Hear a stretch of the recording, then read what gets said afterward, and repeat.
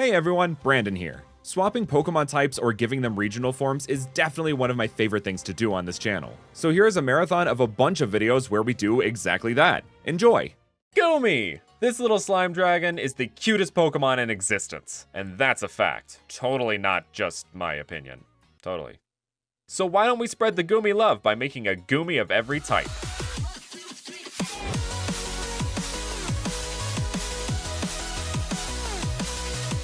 Hey everybody, Brandon here. So recently in Pokemon Legends Arceus, we were introduced to Hisuian Sliggoo and Hisuian Goodra.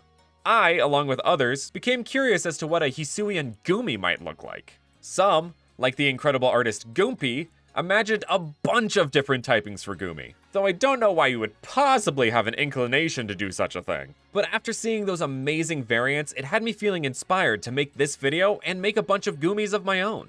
Unlike previous of every type videos, Goomy doesn't actually have any variants. So there will be a whopping 17 new Goomies, because obviously we already have Dragon. Looking at you, comment section. But before we begin this Goomylicious endeavor, make sure to hit that like button, subscribe, and hit that notification bell to keep up to date with future videos. Also, I really don't plug this at all, but make sure to go follow me over on Twitter. I'm trying to hit 1K followers by the end of this year, so let's see if we can make that happen. Also, make sure to check out my other socials using the link tree in the description. So about half of these Goomies were done by Goompy, but the other half I commissioned my good friend Kai_Fakemon SR for. So we'll start with the ones I did with Kai. Starting us off is the Steel type.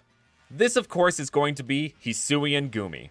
Like I said before, this is kind of one I wish would be real. I understand why it's not, but it's still fun to imagine. So for this one, Kai and I tried to replicate that feeling from Sliggoo and Goodra, of almost having the shell overwhelm the Pokemon. I mean, the concept behind this line and their Colossian counterpart is that the Hisuian line is more reserved in their shell, and the Colossian line has come out of their shell.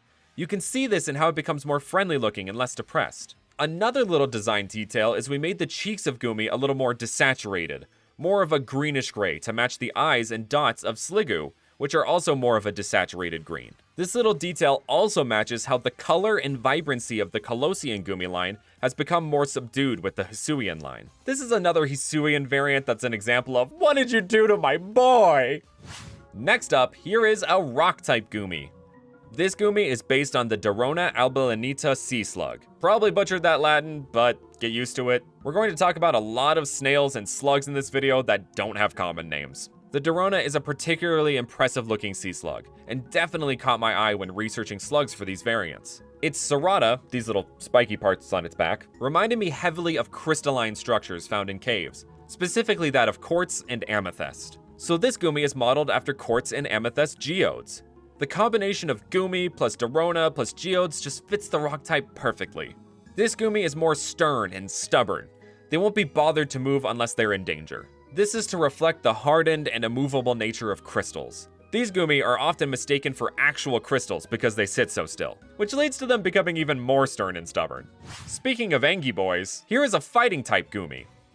This Goomy is partially based on the fighting conch snail, which has the incredible binomial name of Strombus pugilis. Yes, I know. It's based on a snail, but it doesn't have a shell? Well, the overall design just didn't lend itself to a shell, and slugs are basically just snails without shells anyway. The purple aspects of this design are meant to reference the black eyes and bruises that fighters receive.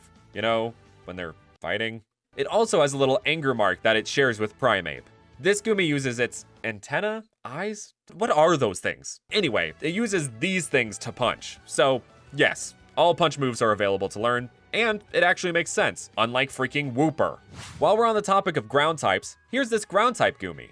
Unlike the past few Goomies, which were based on snails or slugs, this Goomy is actually based on a flatworm, specifically the Eurylepta leparda, or the leopard flatworm. The pattern on its back reminded me of sand. So it gave me the idea of a Goomy who could flatten itself out and almost merge with the sand to camouflage itself. Kind of like Sandygast in Palisand. Also, its coloration reminds me of pancakes and syrup, which is just another reason to love this cutie. For another Goomy based on a flatworm, here is a flying type Goomy. This Goomy isn't based on any specific flatworm, but more so the way flatworms look when they swim. I mean, look at this. It's so beautiful and trippy, like a Beatles music video. To me, it almost looks like a magic carpet flying through the air. So that's what inspired this Goomy. Its coloration is meant to look like the sky and clouds. The patterns on its sides are air current, and its antennae, okay, you know what? I'm gonna look this up. Wait, they're horns? Okay, the horns are meant to look like fluffy clouds. Also, it has a kind of a little air current mustache going on, and you know how I love facial hair. This Gumi likes to zoom through the air without a care in the world. You could say they're living on cloud 9. Oh, brother, this guy stinks! Want to see something else that's trippy and beautiful? How about this psychic type Gumi? This Gumi is based on, and I'm gonna try my best here, the Phylodesmium poendimiae slug, which means spun of light. Did I do good? Okay, cool. This psychedelic looking Gumi's horns and coloration are both inspired by the serrata of the spun of light slug. But like I said, it's meant to look psychedelic, because this Gumi is definitely tripping. This is a reference to the supposed link between psychedelics and extrasensory perception, aka ESP. This Gumi may seem confused, but its horns are actually highly sensitive receivers of psychic energy that it uses to find its way around and defend itself if necessary. Speaking of horns, here is this normal type Gumi.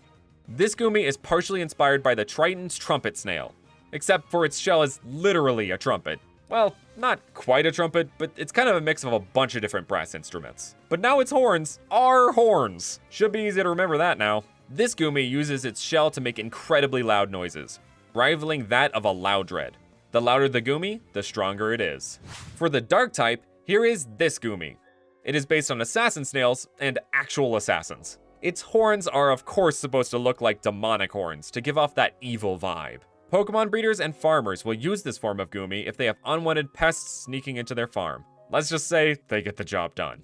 Lastly, from Kai and I, is this electric type Gumi. It is based on this Super Saiyan looking dude, the Genolus fuscus. Also, as I'm sure you've noticed, its cheeks and brow line are a reference to Frankenstein's monster, who in and of itself was brought to life using lightning. And for a third reference, back in 2012, scientists from Clarkson University and Ben Gurion University of Negev managed to create a snail-powered battery by collecting small amounts of power over several months by processing the glucose in the snail's blood. We live in a crazy world, man. Jeez. The rest of these Gumis are made by Goompy. To start us off is this incredible water-type Gumi based on the Glaucus atlanticus, or the blue sea dragon. Blue sea dragons are the coolest creatures in nature, and making a Gumi variant based on them works so well. I love the way Goompy incorporated the sea dragon's serrata into a mustache and eyebrows. It reminds me of the wise dragons of Chinese folklore. Next, here is the fire-type Gumi.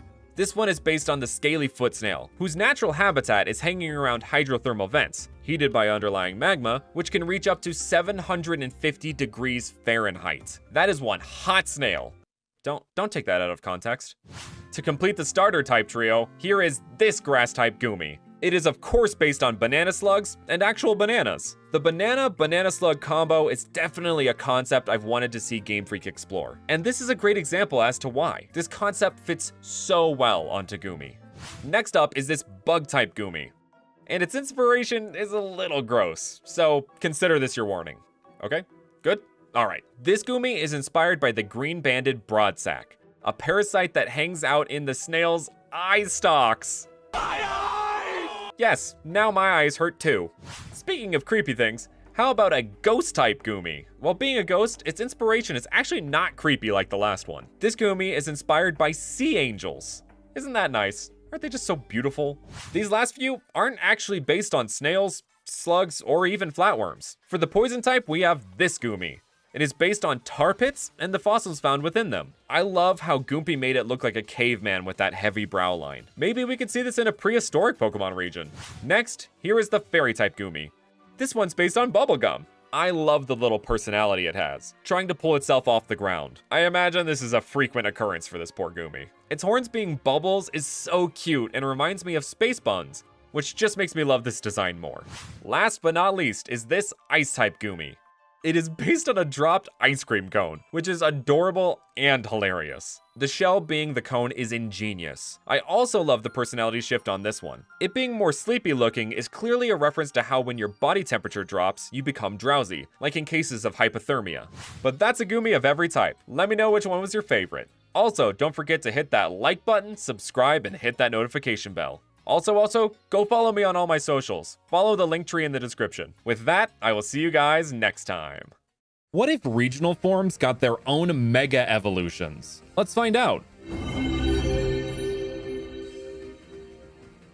Hey everyone, Brandon here. Regional forms have been a part of the Pokemon franchise since Pokemon Sun and Moon. Mega Evolution was introduced to us in Pokemon X and Y, but was available in Pokemon Sun and Moon.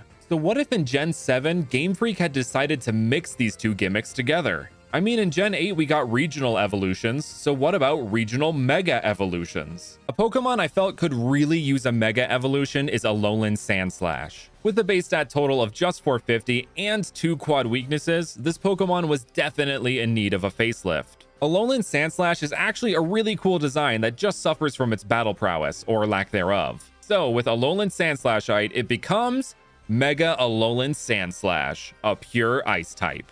Just like Mega Aggron, I dropped a type for this Mega to help it defensively. Both Sandslashes have great physical stats, but their special side leaves a bit to be desired. So with the now 550 BST, I would buff its attack and special defense by 20, its HP and speed by 10, its defense by 30, and its special attack by nothing. Sandslash was not meant to be a special attacker, so let's just keep it that way. I would like to clarify, I'm no competitive Pokemon expert, so if these stats are wildly out of balance, that's why. I'm trying to make this as balanced as possible with my limited knowledge. Megas were broken anyway, so try to cut me a little slack here. Anyway, back to Mega Alolan Sandslash. As far as design, we enhanced its icicle-like spikes, giving them less conformity and trying to make them look more like icy mountaintops. To play into its other inspiration, Ice Axes. Rather than just Ice Axes, we made it so it went full-on Ice Climbers! No, not like that. Like this. Those Mount Everest climbing adventurer types, giving it these little icy goggles it can wear in especially grueling blizzards. Mega Evolution has frozen over Alolan Sandslash's steel spikes, transmuting them into pure ice. It is now able to survive the harshest mountaintops all over the Pokemon world and climb them with speed and resilience.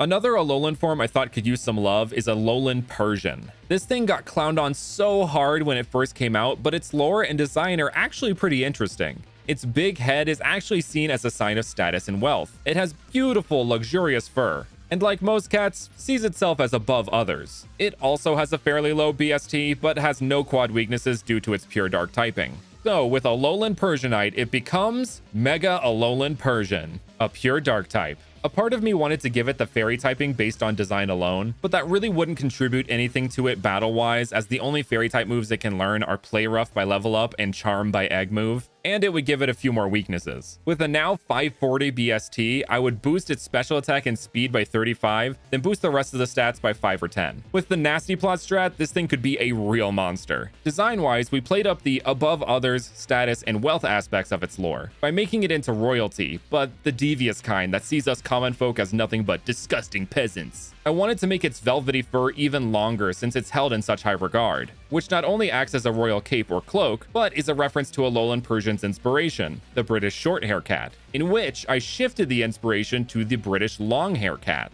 Thanks to Mega Evolution, Alolan Persian has reached the tallest heights of luxury. Owning one is equitable to being royalty. Their fur is one of the softest in the Pokemon world, and is protected under law. So I wanted to expand this concept out more than just Alolan forms, so we have Mega Galarian and Hisuian forms in this video as well. With that said, let's move on to the Galar region. There's actually a Pokemon that got a form in this region that already had a Mega Evolution, Slowbro, which is actually what inspired the idea for this video. So without further ado, here is Mega Galarian Slowbro, which is still Poison Psychic. Honestly, I'm not a huge fan of Mega Slowbro's design, so I tried to do something a bit different with Mega Galarian Slowbro. Instead of getting consumed by the shell has become a part of its being. The Mega Man-esque blaster on its arm has transformed into a big old chest cannon a la Iron Man. As far as stats, it would have a fairly similar stat distribution to Mega Slowbro, but swap out defense for attack, giving it 170 attack and 130 special attack. Where Mega Slowbro was a defensive wall, Mega Galarian Slowbro is an all-out attacker, which goes along with its design, being less armored and more attack-focused. While the pseudo-armor it has does protect it, it's not nearly as hardened as its counterpart. Also, can I just say, the fact that Galarian Slowbro can't learn Gunk Shot at all is a travesty? It would be the perfect move for Mega Galarian Slowbro to take advantage of. The effects of Mega Evolution have allowed this version of Slowbro to fuse with its shell, becoming of one mind. Two minds becoming one have made it very intelligent, but two bodies becoming one has made it so it takes extra time to process physical information, making its movements a bit slow.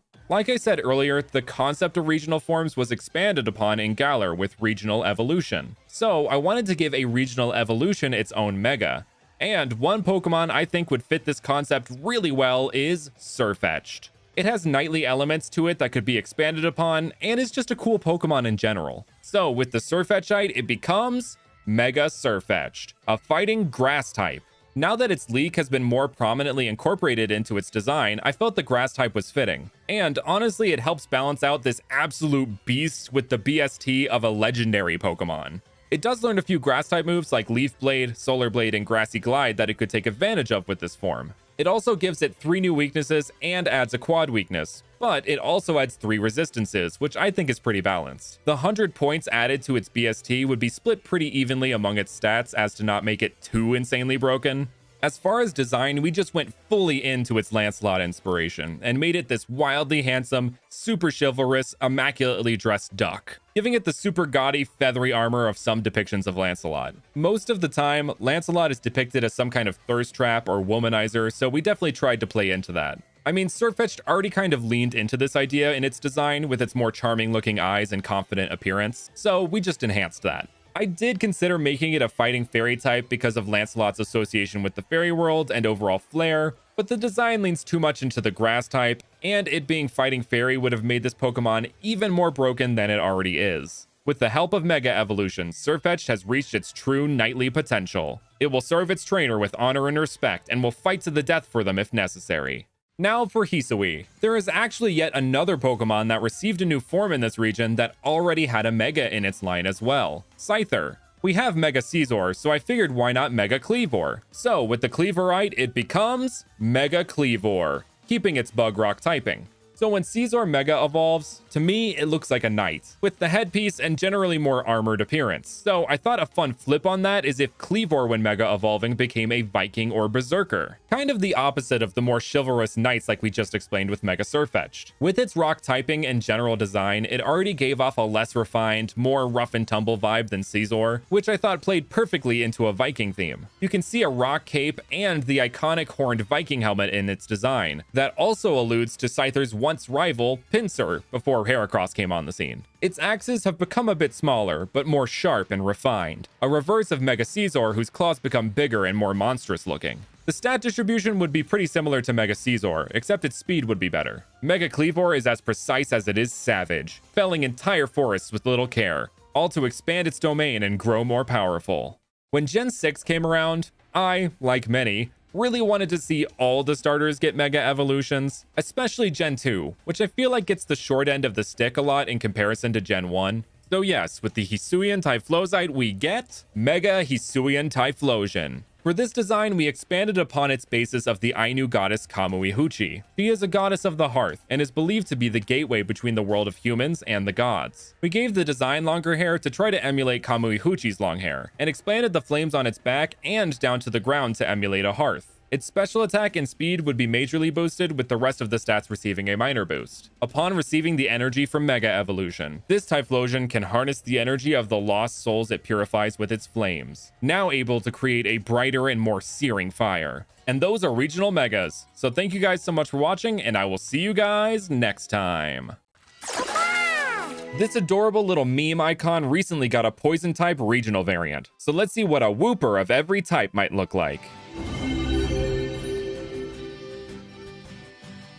Hey everyone, Brandon here. So on August 3rd, 2022, the internet was introduced to the incredible Paldean Wooper. And on that day, everything changed. So that led me to creating 16 more Woopers to fill the remaining types. We have Water Ground with the original Wooper, and then Poison Ground with Paldean Wooper. So all these Woopers will have the secondary ground typing as well. I worked with these two incredible artists to bring these variants to life, so make sure to check them out in the description. Now let's get to some Woopers, shall we? Starting us off is the Fairy type. One very specific Wooper came to mind when I thought of a Fairy type Wooper, the special heart-marked Wooper owned by Alicia in the anime. Hearts and love are great aspects that could be incorporated into a Fairy type, so I dug a little deeper for inspirations and found the Leucistic Axolotl. It is light and dark pink in coloration, which ties perfectly into the hearts and love theme I had in mind. So put them together and you get this Wooper.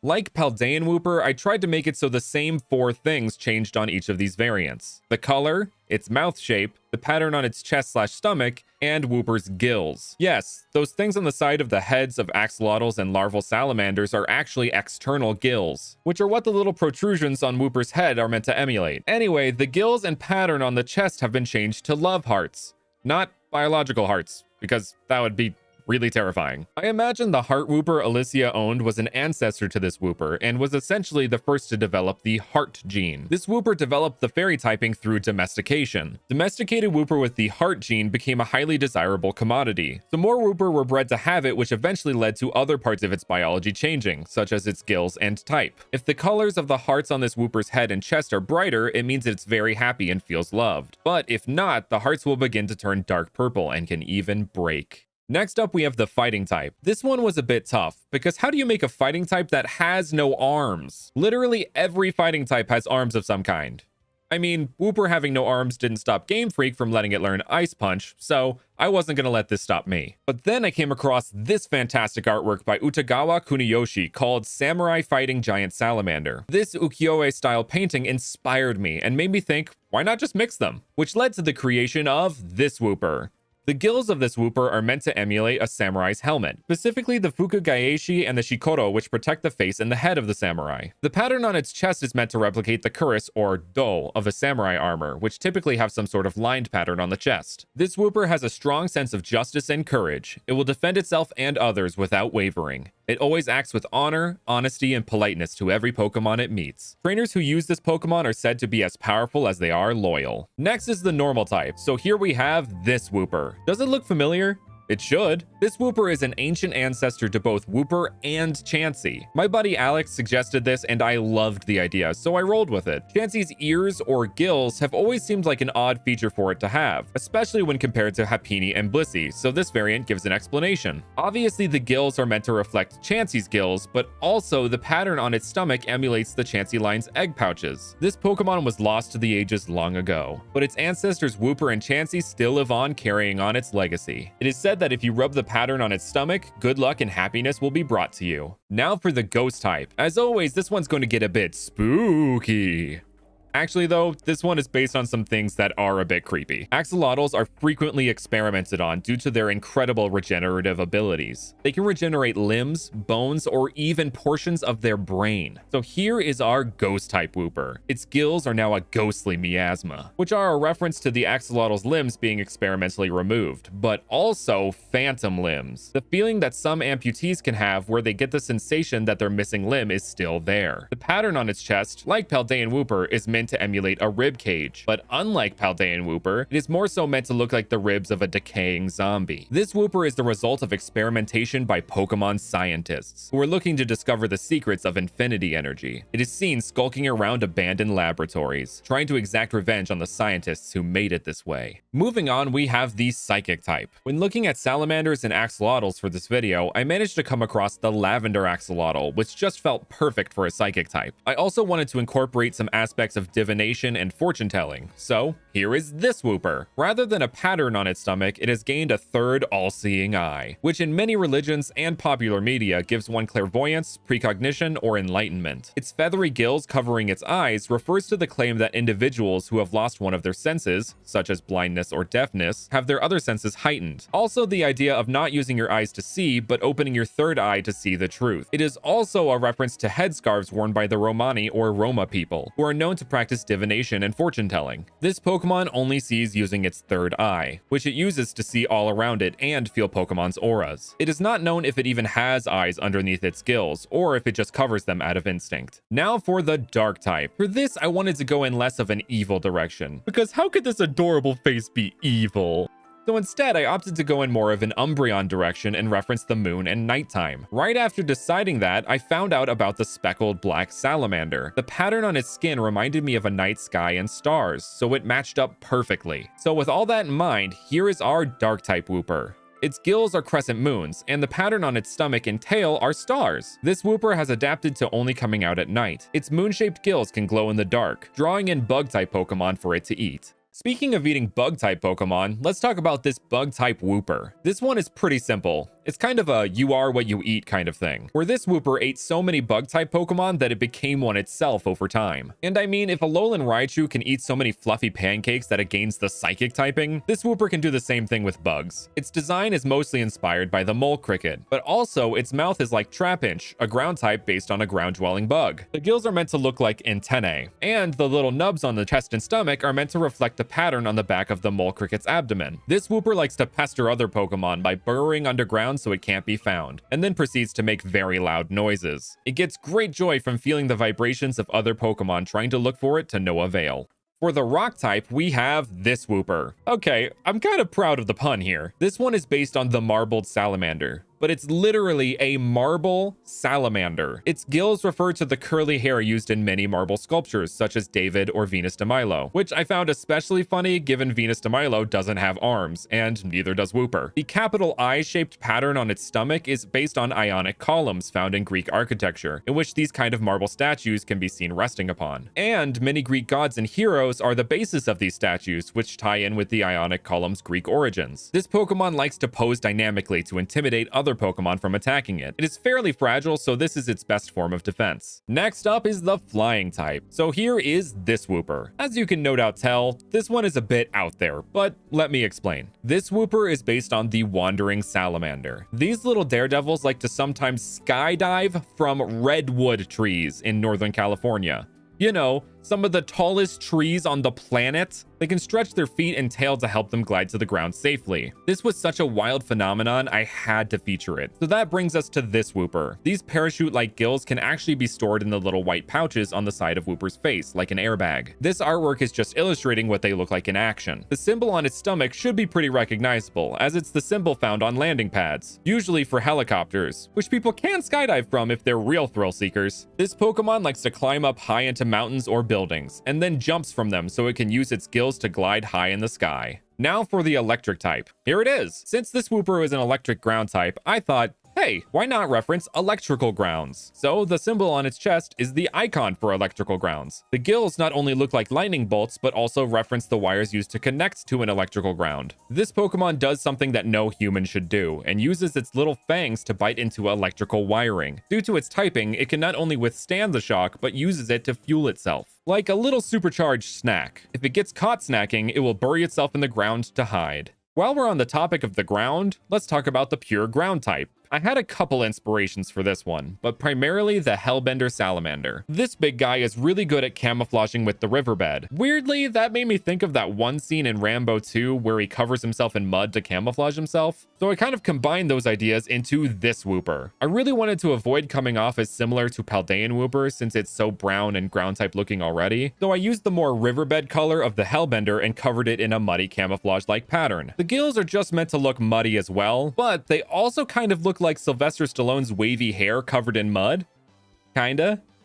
Look, I know it's a stretch, okay? This Wooper buries itself in the mud to hide from predators, but also to wait for prey to pass by so it can get a close-range strike. For the grass type, I found out a very interesting fact about the spotted salamander, which is just wild. It turns out when the spotted salamander lays its eggs, a photosynthetic algae called Euphylla amblystomatis grows on the eggs and shares a symbiotic relationship with them, eating the nitrogen waste the eggs create and then providing extra oxygenated water for the eggs. If you think that's cool, it gets even crazier. It was initially thought that the symbiotic relationship ended when these eggs hatched, but it has been discovered that the algae can be found in the cells of the salamander itself, making it the world's only known photosynthesizing vertebrate, which is absolutely insane. So here is our grass type Wooper that references this. The green spots on its chest reflect the spots of the salamander it is inspired by, but also the shape of the spots refers to the pattern on Poké eggs, which connects back to the salamander's eggs relationship with the algae. Its gills are just meant to look like leafy appendages to further the idea of its grass typing. This Pokemon uses the special spots on its stomach to take in energy. It will also plant itself in the ground to rest, in which farmers will often mistake it for a crop and pull it up, awakening and angering this Pokemon. Next up is the ice type. For this, we have yet another wacky salamander that it's based on, the Siberian salamander. Like the well-known wood frog, this salamander can survive deep freezes, sometimes remaining frozen for months, but once it thaws, it can walk off like nothing happened. They are able to do this because they can somehow replace their blood with the chemicals of antifreeze. What? And I thought the last last one was crazy. Anyway, here is our ice-type whooper. Its gills are now icicles, and the pattern on its stomach references ice cube trays. The coloration plays off of the Siberian salamander, but it also has a pretty gnarly inspiration that I won't show on screen. But it refers to severe frostbite and how the skin can turn black. Look that up at your own peril. I will not be held responsible. It is said that this whooper came about when a group of them was forced from their home and pushed north to a harsh, wintry land that it had to adapt to. Now for steel. I won't lie, I probably had the most trouble coming up with this one, until I found out about something in metallurgy also called a salamander. It is a mass of solidified iron removed from a blast furnace to prevent it from blocking the tap hole. The kind of iron that blast furnaces are typically used for is called pig iron, which is smelted to make steel. So here is our steel type whooper. The symbol on its stomach is a pig snout to reference the pig iron it is based on, and the gills are based on steel reinforcing bars, which are mainly used in construction. You can see them sticking out of concrete once it's been broken. This whooper is known for its distinct ability to withstand heat. It loves to drink molten iron and even take baths in it. Speaking of heat, it's time for the fire type. This is another pretty simple one. I went with the mythological creature of the salamander, which in many depictions is a fire elemental of sorts. So here is our fire type whooper. It has fiery gills and a fire pattern on its stomach, which is actually a pun and refers to the fire belly salamander. You could really say that this salamander has a fire in its belly. This Pokemon soaks up the intense heat of volcanoes and is even said to breathe fire. Fire breathing, kind of like a dragon. Oh yeah, let's talk about the dragon type. So for this, I went in a similar vein to the Dragon Oricorio in that of every type video, where the dragon typing is displayed through a large looming presence. Well, what has a large presence? How about a king or an emperor? Well, there is the Emperor Newt, but this little guy doesn't really have a big presence. What if we mixed it with a bigger salamander? No, how about the biggest salamander? And the biggest of them all is the Chinese giant salamander. So put all these concepts together and we get this whooper. As you can see, it is a bit more busy design-wise than the others, but that is because it is the King Whooper. And it is huge, even bigger than a Quagsire. It is partly inspired by King Bob-omb from the Super Mario franchise. It has its crown and even its royal attire. The pattern on its chest references the toxic bulbs of the Emperor Newt, but also looks like the military uniforms worn by royalty. Its relationship to other whoopers, I imagine, is like the Alpha Dragon in How to Train Your Dragon, where no matter the species, this King Whooper commands them all. Let me know which of these whoopers was your favorite. Thanks for watching, and with that, I will see you guys next time. Rattata and Zigzagoon have both been given Dark Normal regional forms, and even a new evolution in Zigzagoon's case. So let's make all the Route 1 rodents Dark Normal and give them evolutions.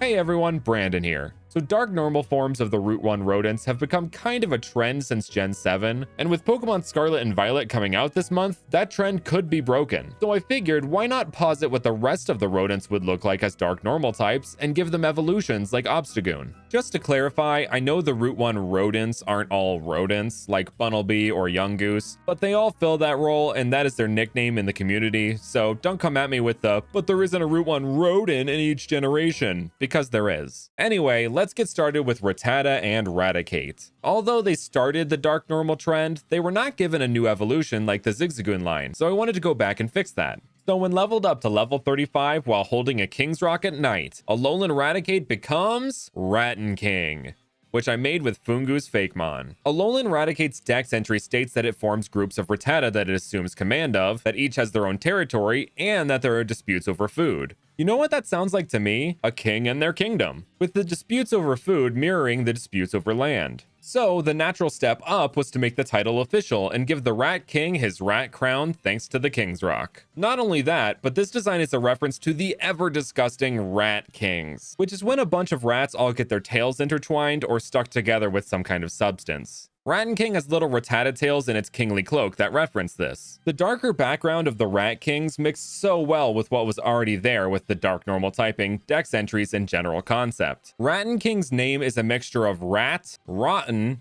king, and, excuse my pronunciation, Rattenkönig, which is the German name for Rat Kings. Rattan King are as rare as they are powerful. They band together groups of Raticate to form enormous kingdoms, which due to their hoarding nature is seriously harming the ecosystem of Alola.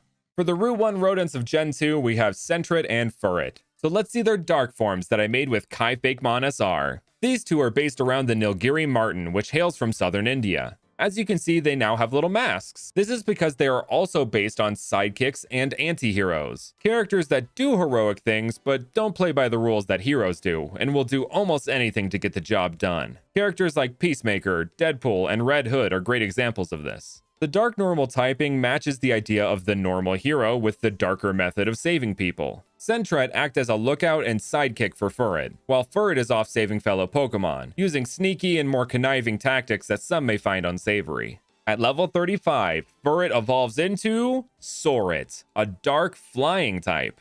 Sorit is based on the Indian giant squirrel and the Indian giant flying squirrel, having the enormous wings of the flying squirrel and the long tail of the giant squirrel. I always thought it was strange how Sentret went from a kind of flying squirrel or sugar glider to a ferret with absolutely no sign of flight capability, so I tried to merge both Sentret and Furret with this design, as well as incorporate the anti-hero theme, taking specific inspiration from Batman, who is more of a dark hero himself. Sorit glide above cityscapes, looking for potential threats to Pokemon. It can swiftly swoop into the rescue and just as swiftly take off, as if there were no trace of it being there at all. Next, we are skipping all the way to Gen 5 with these dark normal variants of Patrat and Watchog that are from the Mojave region by Tubbs AZ. Like many animals in real life, these two were forced to adapt their lifestyle because of urban expansion, becoming little thieves that steal food from the cities around them. They will dig vast tunnels underneath suburbs, coming up to swipe whatever food they can, with Watchog storing its haul in its bag-like tail, which it also uses to throw food back at pursuers if necessary. At level 35, while in an urban area, Watchog will evolve into Maraudog. Maraudog are criminal masterminds, orchestrating large-scale food heists with Patrat and Watchog. They are remarkable climbers and are able to fall great distances and land unharmed. Their designs evoke cartoonish depictions of criminals with the whole black and white striped clothing and black beanie look. Now, for Gen 6, we have these forms of Bunnelby and Diggersby I made with Tubbs AZ. They are dark normal and then dark ground type. Normally, Bunnelby and Diggersby are based around excavation and construction workers. So how exactly do you turn that dark? How about caves and mines? Those can be pretty dark. Specifically, gold and coal mines. Both kinds of mines have a dark and storied history, with coal mines in particular having a negative impact on the health of the coal miners, the surrounding environment, and climate change.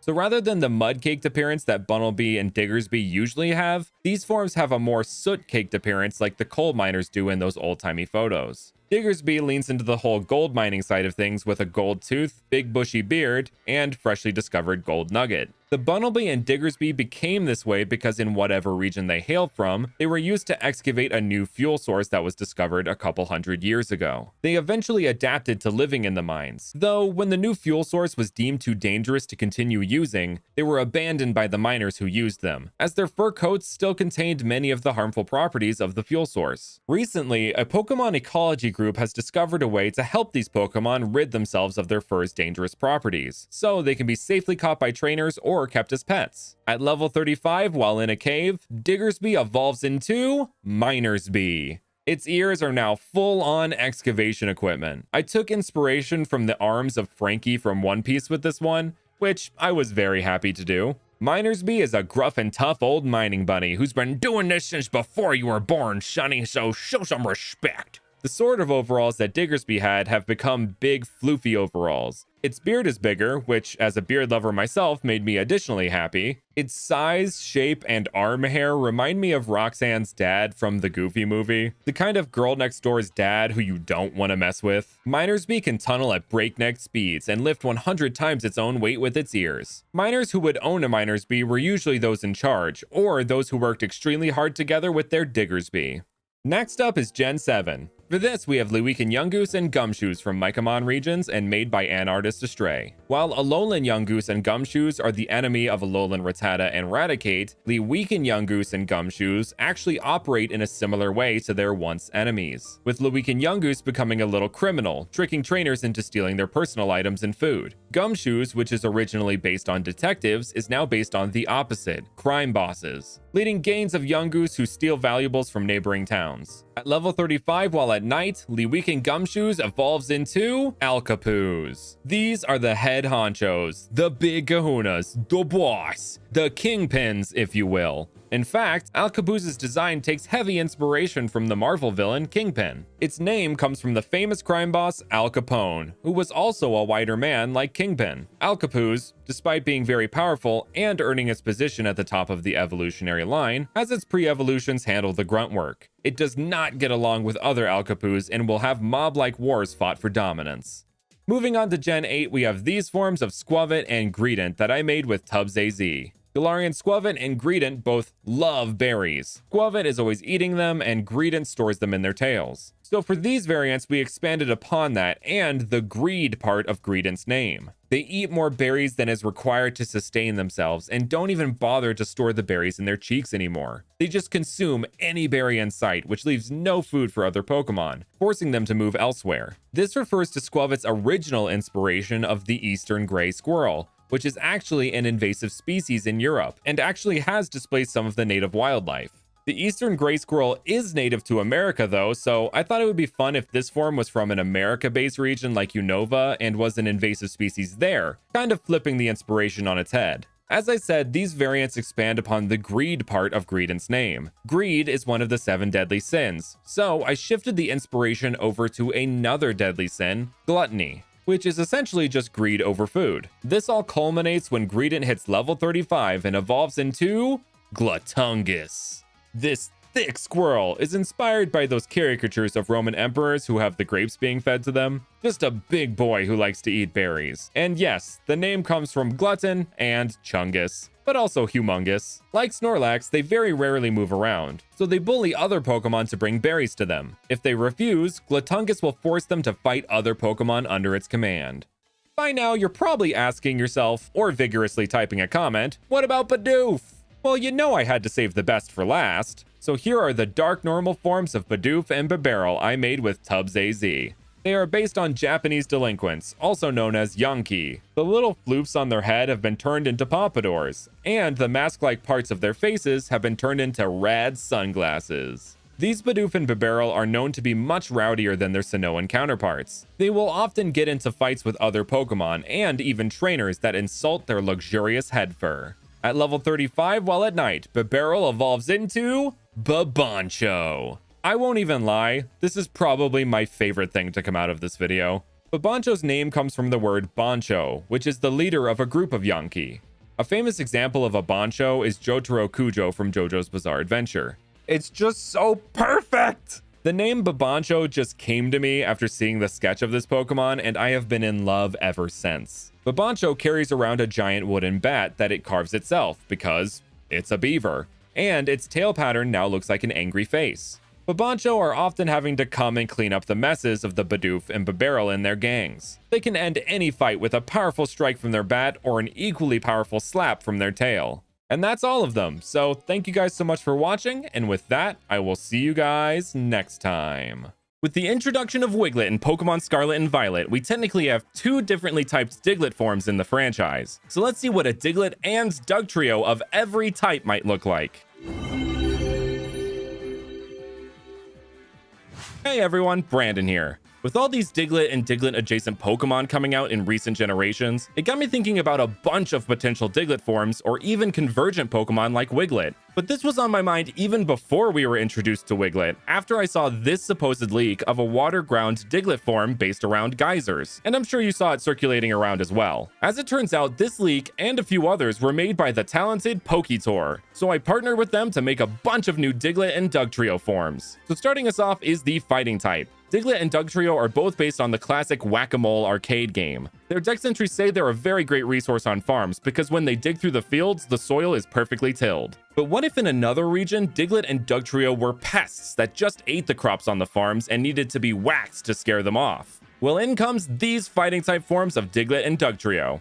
Just kidding, here are the actual ones. They've been whacked one too many times, so now they are some angy little guys. In this region, they are highly aggressive crop munchers, and given their history of being whacked, they don't trust humans, especially farmers. If they see a farmer, it's like the dog with the mailman. They will chase that farmer to the ends of the earth, even if that farmer has never whacked them before. Their fighting type not only comes through in their aggressive nature, but also in that they have to fight to survive in this region. Due to the fact there isn't a regular abundance of the plant roots they were used to munching on in Kanto, so they have to eat the farmer's crops to survive, which they risk being whacked for. Next up is the electric type. For this, we have a convergent Pokemon called Outlet. It's based on lightning rods and the buildings that hold them. At the moment of making this video, Wiglet is the only convergent Pokemon we know about, and we don't even know how it evolves, so if these Pokemon break the rules of what a convergent Pokemon is, try to cut us some slack. Anyway, Outlet uses the electricity it gathers from its head to fuel itself. It usually likes to stay in one place, but when it moves, it tends to move in quick bursts. At level 26, Outlet evolves into Outlot. Unlike Diglett, Outlet doesn't evolve into 3 of itself and goes a more traditional Pokemon evolution route, becoming a bigger and more advanced version of its previous form. I decided to use the lot suffix in place of the trio because this Pokemon has a whole lot more to it than its previous form. Outlot expands upon the design elements of Outlet and adds these little lightning rods beside it that can be used to disperse extra powerful lightning strikes. Outlot tend to hang out in very high places, especially during thunderstorms. The energy they receive from these storms can sustain them for months. Next, we have some Ice and Ghost forms by Maumistex. For Ice, we have Talassian Diglett and Dugtrio. Like the Alolan forms, these Diglett and Dugtrio have hair, but instead of on the head, they have beards! I cannot even begin to describe how happy these two make me. Talassian Diglett grew their beards to help regulate their temperature in the cold caves of northern Talassia. Whichever Diglett has the biggest beard is allowed to evolve and lead the group. When evolved, Talassian Dugtrio are extremely territorial and will fight to defend their home or even conquer new caves. Their beardedness and their territorial and conquering nature is a reference to Vikings.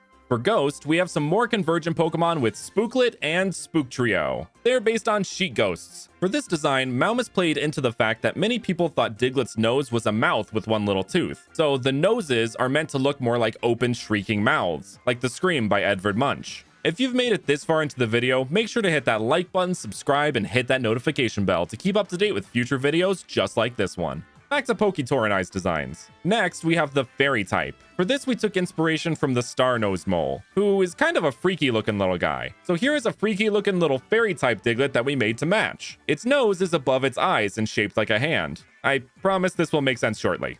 It evolves at level 26 into this Dugtrio. Do you get it now? It's a little priest/pope Dugtrio doing the praise hands. The fairy typing comes in with the holiness of those professions. Holy things are typically attributed with light in JRPGs and are a counter to dark things, just like the fairy type. These Diglett and Dugtrio are believed to have been blessed by Arceus itself and try to share the light of Arceus with every Pokemon they meet. For the bug type, Poketour had the idea of switching the inspiration from the ground-dwelling mole to the ground-dwelling worm. So here is Buglet and Buglot. I know earthworms are not actually bugs, but they're bug adjacent and the concept fits really well. Also, Buglot adds in the inspiration of the sandworms from Dune. Unlike Diglett and Dugtrio, Buglet and Buglot eat the soil they plow through. Buglot will also eat anything in its path that is smaller than it, so watch out. On to the poison type. For this, Poketour had the idea of changing the kind of mole that Diglett is based on, but not in the way you think. With that said, let's meet our poison type Diglett and Dugtrio. Instead of being based on the animal mole, they are instead based on a skin mole, specifically the cancerous kind like melanoma. These two infect the earth around them, causing a blight on the soil, making it inhospitable to any form of life. It is highly recommended to not interact with these Pokemon and avoid them at all costs. It is said that even if you manage to catch it, the Pokeball itself will rot and release them. Now for the rock type, we have Rocklet. It is based on mountains, but also those giant Diglett statues found in Galar. Rocklet are very slow moving and tend to stay in one place for long periods of time. If they stay long enough in one place, they will start to grow and their biology will begin to incorporate with the land around it. Rocklet evolves into Rockwad. Rockwad adds in the additional inspiration of Mount Rushmore, found near Keystone, South Dakota. Rockwad is so goofy and I just love it. Rockwad used to be rare to find, but with modern technology, it has become much easier to track them down. Next up is the flying type. This one is a pretty simple idea, but super cute nonetheless. So here is the flying type Diglett and Dugtrio. They're floating on little clouds Lakitu style. Dugtrio even has the little crown of the sun as an actual crown, looking like the sun peeking over the clouds. These Pokemon move unlike any other flying type Pokemon. There is seemingly no pattern to their movement and can freely fly in any direction. Flying makes them very happy, but if they're made sad or angry, their colors will darken and they will create fierce gusts of wind.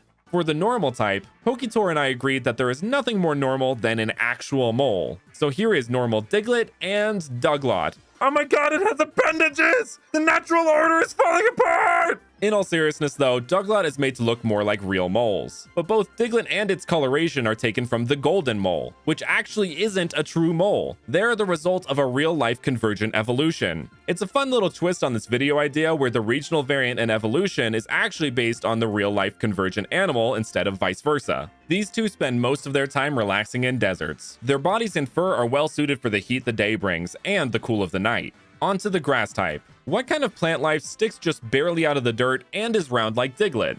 Oh yeah, potatoes! So here is Spudlet and Spud Trio. Potatoes, one of the best and most versatile vegetables in cooking and now in Fakemon too. For Spud Trio, we used a mix of potato types, russet, golden, and sweet potatoes. Spudlet and Spud Trio not only till the soil they move through, but also enrich it as well, making them the perfect companion for farmers. Next, for the psychic type, Poketor had the idea of a Diglett popping out of a hat like a magician's rabbit. So here is Rablet and Rabduo. Rablet love carrots. They will travel great distances just to eat them, which actually isn't too difficult for them given that the magic hats they reside in can help them float to said carrots. Rabduo, while still a carrot lover, is more frequently found at magic shows being used to amaze and entertain children. For the fire type, we have Maglet and Magtrio. They are based on erupting volcanoes. Maglet are rare Pokemon, though they used to be much more common in ancient times.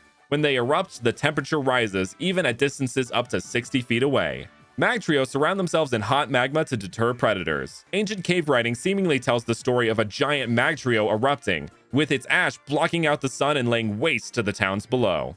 Next up, here are the dark forms of Diglett and Duglot. And just like the poison type, we changed the kind of mold that these two are based on. They're based on spies, specifically double agents, aka moles. Their designs take heavy inspiration from Sam Fisher from the Splinter Cell series, and even Speckles from the critically acclaimed Disney movie G-Force. These Diglett and Duglot are masters of espionage. They can silently pop in and out of the ground, walls, and even ceilings. For the dragon type, Poketor and I both thought a great inspiration would be the Hydra given Dugtrio's multi-headedness. So here is Draglet and Dragtrio. You can see instead of the usual dirt mound that Diglett and Dugtrio have surrounding them, it is instead a pile of gold to reference the Greek origins of dragons. In Greek, they're called Drakon, which means the Watcher, as apparently they were made by the gods to watch over their treasure. Draglet and Dragtrio will both keep their mound of gold with them wherever they go. If even a single piece of gold is misplaced, they will become enraged. It is said an enraged Dragtrio once terrorized a village, until a mighty trainer with many fire-type Pokemon came and bested it. And that's a Diglett and Dugtrio of every type. Thank you guys so much for watching, and I will see you guys next time. What if Game Freak had used a different type trio for the Kanto starter Pokemon? Let's find out. Hey everyone, Brandon here. So since the beginning of the franchise, the starter Pokemon have always been grass, fire, and water type. They form a great type triangle and are relatively balanced, but other type triangles exist. While they aren't as balanced, they could be used as type trios for the starter Pokemon. So to experiment with this idea, I'm going to use the Kanto starters as a base. If you like this idea and want to see more, make sure to leave a comment, like, subscribe, and hit that notification bell for more content just like this. So the type trio I decided to use in this case is Ground, Ice, and Steel. Yes, I realize Steel didn't exist in the first generation of Pokemon, but this is all hypothetical and just for fun anyway. So let's just say this is an alternate universe where all the types are on the table. Also, all of the art in today's video was made by the incredible Trevenart, so make sure to go check them out. Starting us off is Bulbasaur, which I decided to give the Ice type. Grass and Ice are kind of opposites in a way, so I thought it would be interesting. So here is Burghasaur. Since this is an alternate universe where the types were different, I figured the names should match the typing as well. Instead of a bulb, Burghasaur has a big old iceberg on its back. hence its name. The iceberg extends below to coat its arms and body as well, which references how icebergs have more to them below the surface of the water. This icy coating is also a reference to the wood frog found across North America. These are the only frogs found in the Arctic Circle, due to their unique ability to freeze themselves over in the winter, producing a special form of antifreeze that prevents their cells from freezing. The space between the cells does become frozen though, so the wood frog gets this icy coating. When the weather gets warmer, they thaw and are able to continue feeding and mating just like normal. Burgosaur inhabit the snowy peaks of Mount Silver. They are always trying to keep the iceberg on their back as tall as possible. It is said that the iceberg contains the very life force of this Pokemon, and if it were to melt, their life would melt away as well. At level 16, Burgosaur evolves into Icysaur. See what I did there? As you can no doubt tell, Icysaur's iceberg is smaller than Burgosaur, and now is more of an ice shelf. Its arms are no longer coated with ice, exposing more of the diamond pattern on its skin, though it still keeps these icy claws it can use to attack. I would give it a new move called Frost Claw to back this concept, which would be an ice-type version of moves like Dragon Claw or Metal Claw, but with a chance to freeze. Icysaur are much more aggressive than Burgosaur and have a keen survival instinct. They are highly protective of the ice on their back and will use their claws to deliver chilling cuts to anyone that comes near them. These cuts will remain frozen. The sun or fire will not melt them. The only remedy is to seek medical attention such as an ice heal or Pokemon Center. At level 32, Icysaur evolves into Verglasaur, an ice ghost type. The ice on its back has melted, draining the life force of this Pokemon and thus turning it into a ghost type. The ice now coats its body in the shape of a snowflake to visually mimic Venusaur's leaves. If you haven't picked up on it already, this entire line is a reference to the melting polar ice caps. They are also a reference to wilderness survival. People like Mountain Men, Bear Grylls, and Leonardo DiCaprio in The Revenant all serve as inspiration here, which you can partly see in Verglasaur's little beard. Revenant is also a synonym for ghost, so that works out too. It now has horns as a sort of visual pun of a bull frog, but also refers to another group of frigid-bearded survivalists, Vikings. Verglasaur's name comes from verglass, which is the thin coating of ice caused by frozen over rain, just like the thin coating the wood frog has and Verglasaur has due to its melted ice. I wanted this whole line to conceptually oppose the Bulbasaur line. Where Bulbasaur's bulb grows into this beautiful plant by the final stage, Burgosaur's iceberg melts into this sad remnant of what it once was. Verglasaur is said to haunt the frozen hills of the Kanto and Johto regions, seeking revenge on humans as it believes they are the reason its ice and life force are gone. One strike from its frozen claws will curse you, making you feel like you're always cold, no matter how warm your surroundings may be. Next, I decided to give Squirtle the ground type, so meet Desertal. There are plenty of desert inhabiting turtles I could have based this on, but I ultimately decided to base it on the Indian star tortoise, which lives in dry areas like semi-desert grasslands and sand dunes, but can live in humid areas as well. It is also based around cowboys. You can see the brown portion on the front of its shell emulates a bandana, and its little mud-caked hands look like gloves. The reason I picked the Indian star tortoise rather than other turtles is because of the star part of its name. Stars are the symbols for old-timey sheriff's badges, and the spurs of a cowboy boot look like the stars on the tortoise's back. Also, one little detail I wanted to point out is that the direction of the spiral on its tail is flipped from Squirtle. Desertal will bury themselves in sand and can shoot that sand out in high-speed bursts at prey passing by to stun them. Its hard, durable shell can withstand harsh sandstorms. If the storms get too bad, it can withdraw into its shell, letting itself be buried. At level 16, Desertal evolves into Waste Turtle.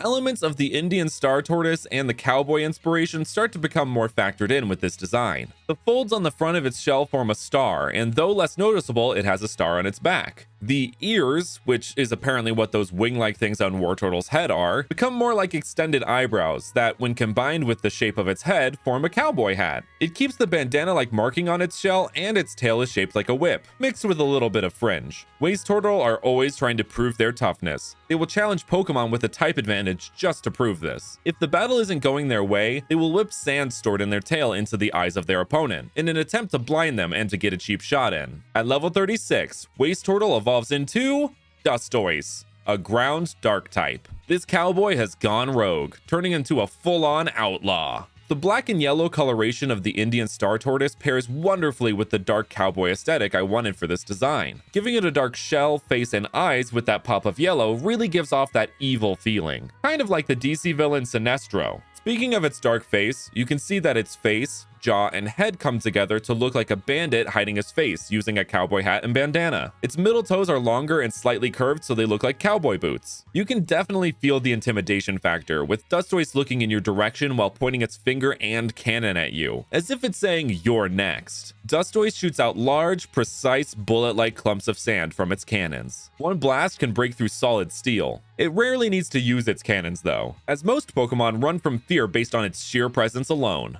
Of course, that leaves Charmander with the steel type, so here is Chromander. Chromander definitely feels the most different from the original in terms of design, with a more circular head, serious expression, confident pose, and a more slender body. Instead of a flame, it has a big ball of iron on its tail, which mimics an old ball and chain. Don't let its thinner appearance fool you though, Chromander is tough. It can lift the heavy ball on its tail slightly off the ground and swing it around at opponents. Its tail is extremely sturdy and can crush solid rock. At level 16, Chromander evolves into Chromeleon. Here is where its secondary inspiration starts to present itself. This line is also based on weightlifting. Chromeleon is curling the iron ball with its tail like the exercise of curling weights. Its shoulders are becoming more distinct and muscular, but they also look like curled up sleeves, which is typically what people do with their clothing if they're about to lift something seriously heavy. The segmentation of its arms make it look like it's wearing weightlifting gloves. It also has this little mustache, which I will explain the reasoning behind it once it evolves. Chromeleon can use their tail like a mace to knock out opponents, though they are less interested in battling and more so want to focus on making their body and tail stronger. At level 36, Chromeleon evolves into Chromazard, a steel fighting type.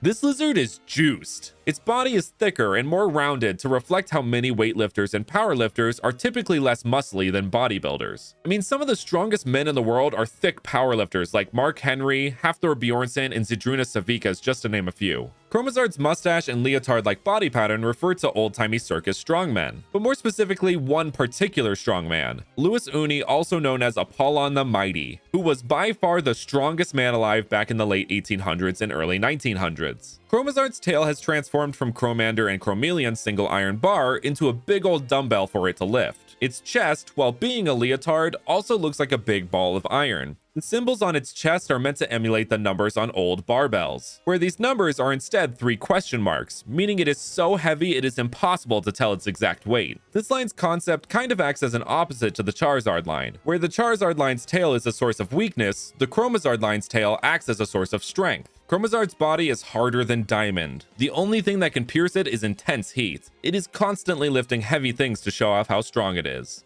Like many starter trios, these 3 final stages have a group theme, which is things associated with being manly or macho, being able to live off the land, or wilderness survival, the Old West, or cowboys, and being able to lift heavy things, or weightlifting. And that's what a differently typed starter trio might look like. So thank you guys so much for watching, and I will see you guys next time.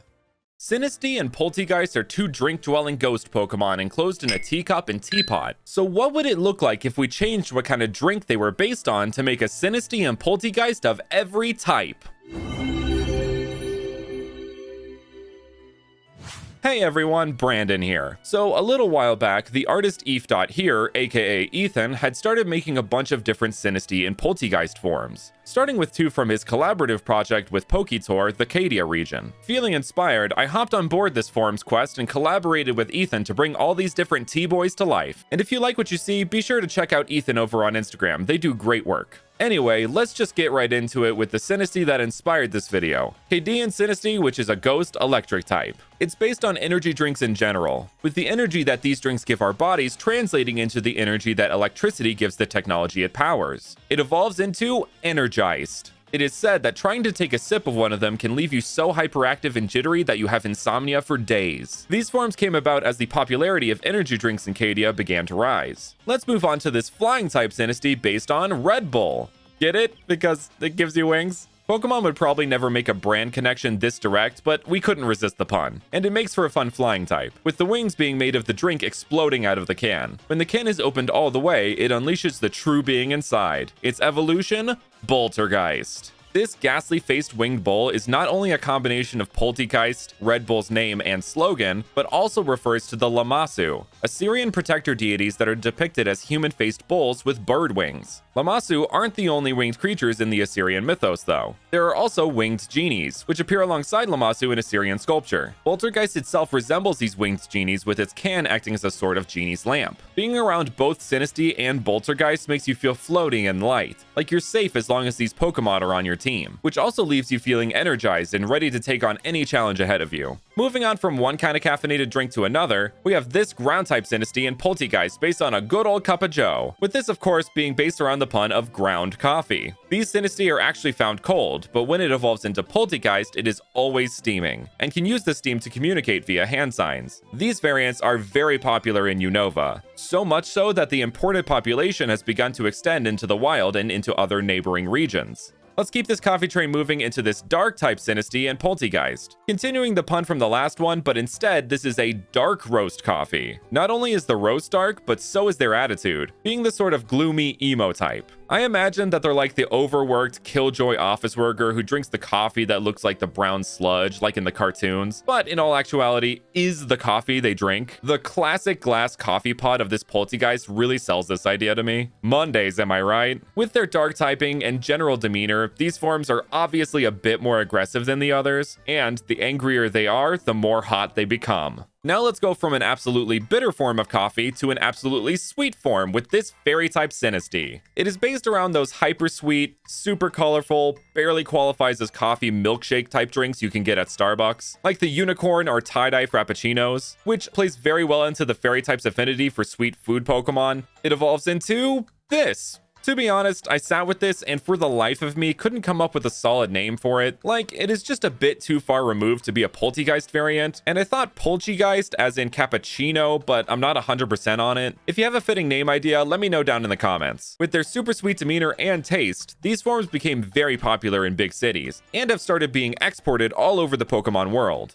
And from one kind of shake to another, we move on to the fighting type with this protein shake-based Sinisty. This flexing form is based on the pre-packaged kinds of protein shakes that you see at Walmart and feel oddly judged when you walk near them. Wait, is that just me? Well, anyway, it evolves into Protegeist, and that name could not have worked out better. Get it? Worked out? Okay, I'll stop. In any case, Protegeist is a true gym bro in a true gym bro shaker cup, like the kind you prepare from home before you go get absolutely swole. Speaking of swole, Protegeist absolutely is. Those big old protein-packed muscles aren't just for show either, able to deliver an absolutely yoked shadow punch. Obviously, these two are popular with athletic trainer classes like hikers and swimmers. After that form, I'm sure you're feeling the burn. So how about these fire-type forms for Sinisty and Poltergeist based on hot cocoa? This one was an absolute given. When you think of hot drinks, hot cocoa is one of the first that comes to mind. These forms radiate a comforting, cozy warmth that leaves you feeling friendly, which all in all makes for great companions during the winter, or those who are active during the snow, such as skiers or snowplow operators. Also, one detail I love is how the cup on Poltergeist looks like a little sweater. So cute. While we're on the topic of milk-based drinks, let's talk about these normal type Sinisty and Poltergeist based on Moo Moo milk. With the normal type being associated with every bovine Pokemon that exists, naturally, the normal type fits this variant best, as well as the fact that milk is a fairly standard or regular thing. Once evolved, Poltergeist actually takes on attributes of our beloved Miltank, but the good ones, not its weird nipples.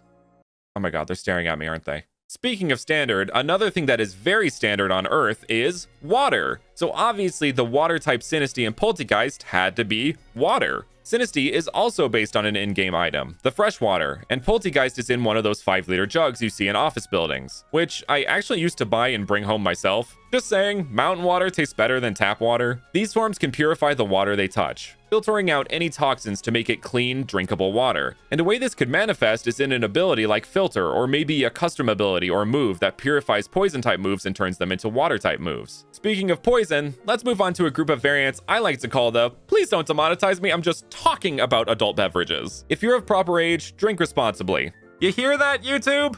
First up, naturally for the purple and red inclined poison type, we have this wine-based Sinisty and its evolution, Polter Wine. I'm sure I don't really need to explain why we picked these for the poison type, right? Well, an additional inspiration is the poisoned wine trope in many movies, so these two like to trick people into drinking them, which of course makes the drinker feel sick shortly after. From what some would consider a refined drink to what others may consider sewer water, myself included, the steel type is repped by this variant of Sinistea and a new evolution, Polterkeg, which are based on beer, with Sinistea being in a can and Polterkeg being a keg. And its name also sounds like powder keg, which drinking from either of these two would be like. Them both coming out of the sides of the objects they're in is a reference to the act of shotgunning a beer, where you poke a hole in the side of the can and try to drink the whole thing in one go. Once again, just to be clear, YouTube gods, I don't condone these actions, I am just explaining them. These Pokemon are always dizzy and can never seem to navigate around well. Even being around them can make you feel sick to your stomach. I imagine that they and Spindo would be great friends. Moving on to some harder drinks, we have these rock-type variants. They are based on the pun of whiskey stones, which are used to help chill the drink without diluting it. I mean, have you had lemonade with ice in it? After a while, it just becomes sweet water.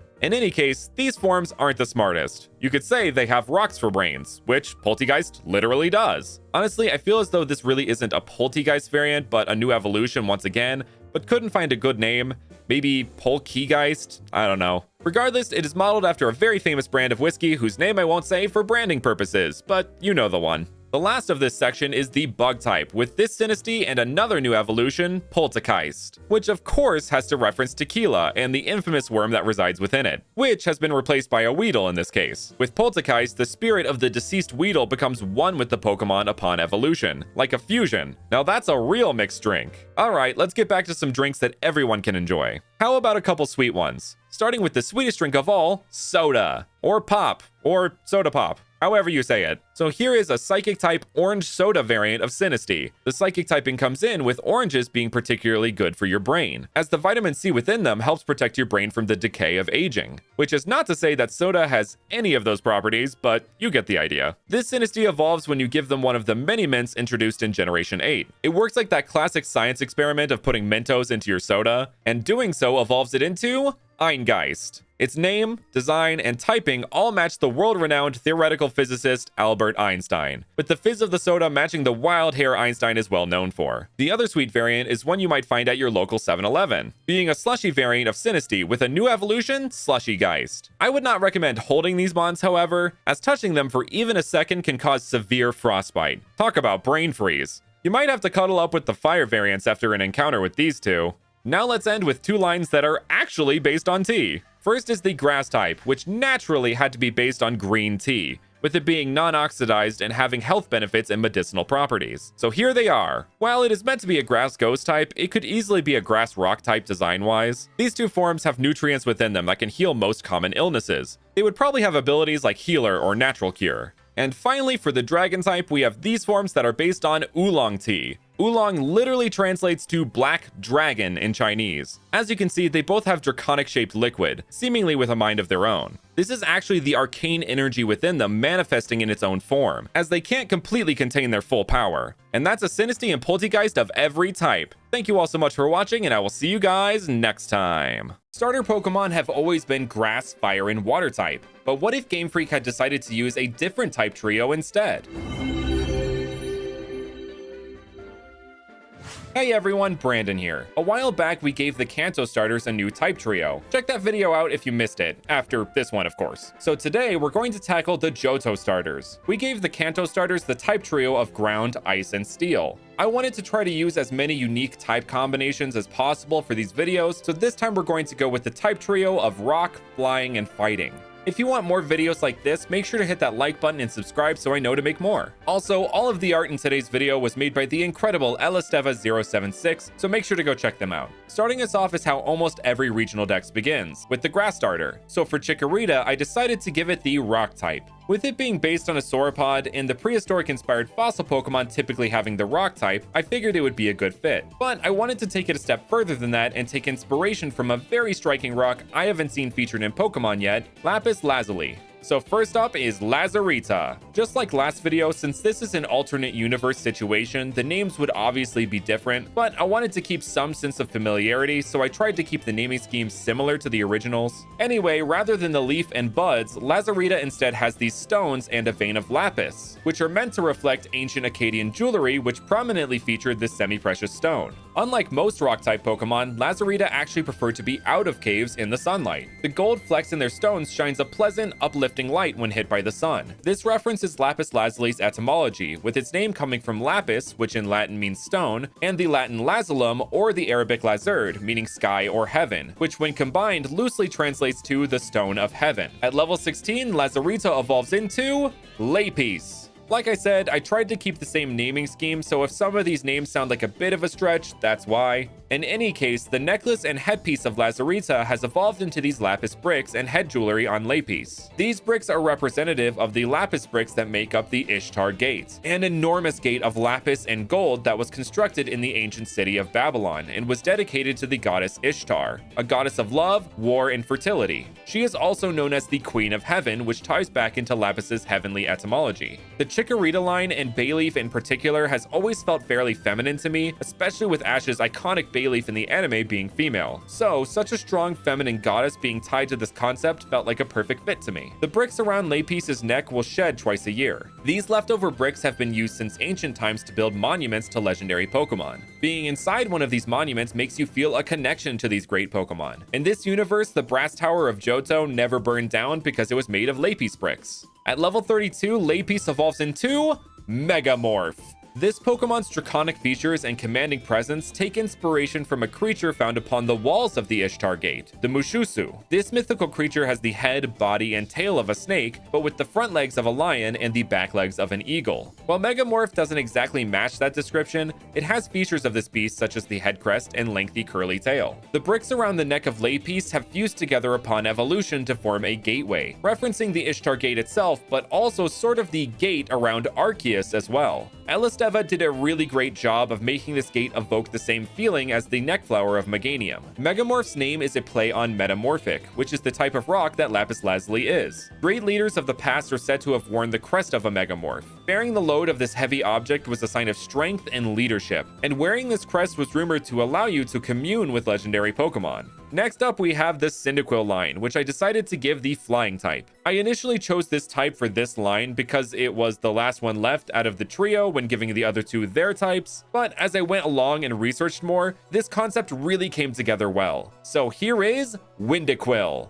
That name just works way too well, and I am very proud of it. Replacing the fiery quills of Cyndaquil with feathers felt like such a natural fit to me, and Elisteva added in these two little whisker-like quills, which I think helped separate the design a little more from the original. Windaquil is actually based on a mythical creature from Mapuche mythology called the Colo Colo, which is described as a feathered rat-like creature. The feathers of Windaquil can change from soft to blade-like when it feels threatened. Being pricked by one of these feathers results in fatigue and sudden emotional outbursts. At level 17, Windaquil evolves into Quillwind. While its name might just sound like quill plus wind, it is actually a pun off the word tailwind, which in this pose you can see Quillwind riding on one. Upon evolution, the feathers have taken a pattern minorly resembling that of a Native American chief's headdress. Quillwind can perk up these feathers or flatten them, much like a cockatoo. They use them to help adjust their speed while gliding, and are known to do tricks and stunts while in the air to try to impress a potential mate. At level 36, Quillwind evolves into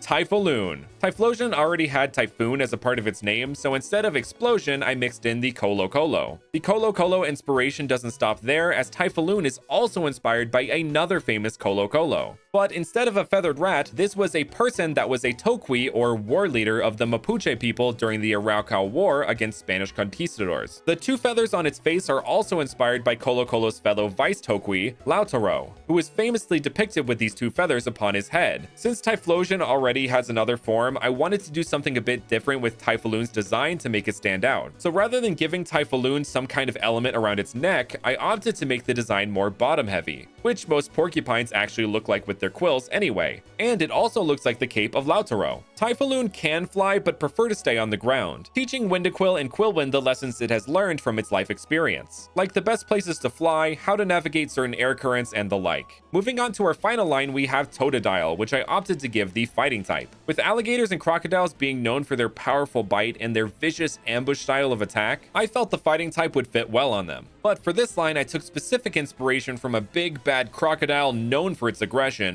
the Nile crocodile. So with that said, here is Totodile.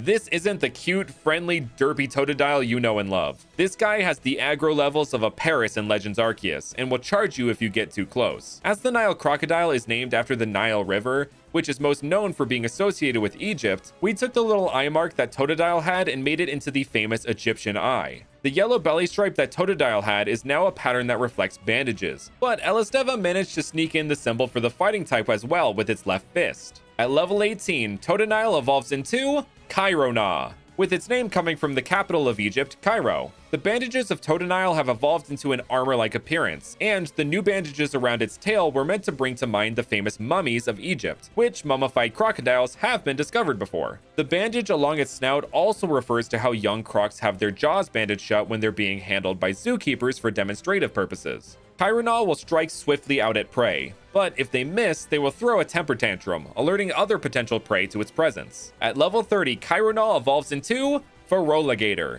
Yet another name that works way too well. The armor-like appearance of Chironal has become full-on armor for Feroligator. This refers to the crocodile's hardened hide, but also the Egyptian god Sobek, a god of crocodiles, pharaonic power, and military prowess, with those three things being cornerstones of this line's design. Those mummified crocs I mentioned earlier were actually thought to be offerings to Sobek, which you can see that Feroligator's tail still has the bandages on it, leading to a spiked tail. And if you look closely at the tail's shape, you can see it creates the visage of the pyramids of Giza. Feroligator is a master of ambush, able to strike with swift ferocity. It usually hides in the tall grass of Route 45, with that route's long river evoking that of the Nile. Just like the last video, I decided to give this group a new theme. Johto is a region steeped in history and has major themes of unity within its story and Pokemon. I mean, this region brought us the friendship mechanic after all. So, in Japanese history, there are three individuals known as the Unifiers of Japan: Ieyasu Tokugawa, Oda Nobunaga, and Toyotomi Hideyoshi. These three historical figures are actually found as characters in the game Pokemon Conquest, with Ieyasu using Steel and Rock types, Nobunaga using Rayquaza, which is partly Flying type, and Hideyoshi using Fire and Fighting types, so each of these starters represent them. But it doesn't end there. As you can no doubt tell, these Pokemon are all very much not Japanese in origin. Well, that is because they're actually inspired by three unifiers from other countries. Megamorph is inspired by what is considered to be the first empire, the Akkadian Empire, and its ruler, King Sargon. His conquest of the Sumerian city-states unified this ancient Mesopotamian civilization.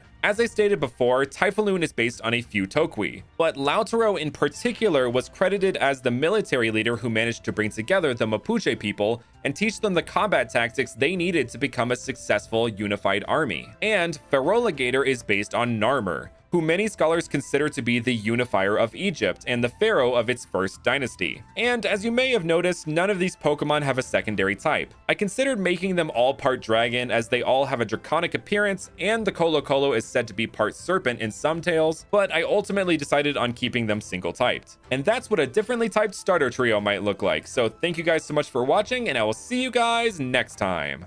There are certain kinds of Pokemon that are just begging for a regional form. Whether that be from them having an easily swappable concept, they're already being precedent based on other regional forms, or they canonically have a different form that we have yet to see. In terms of those easily swappable concepts, we have many Pokemon this could apply to, like the Honedge line. This Sword and Shield based Pokemon could be swapped with a different type of weapon for a fun new twist on the possessed weapon archetype. A wonderful example of this comes from Wesco Region on Instagram, who worked with Fungusmon to create Wesco and Honedge, Doublade, and the brand new final evolution, Axorcist, taking the swords and turning them into tomahawk axes made by the Algonquin people. And when Axorcist switches forms, it becomes a bow rather than a shield. So rather than switching between offense and defense, it switches between short range and long range combat, much like Decidueye and Hisuian Decidueye did with their concepts, except in reverse. Though this form is meant for the Wesco region, I could definitely picture it in some kind of Legends game based on Unova. There's many different combinations of weapons, configurations, and archetypes, and we're barely just scraping the surface of the possibilities of this line. However, speaking of Unova, a Pokemon line from that region that could seamlessly receive regional forms is a group people have mocked since its inception, the Vanillite line.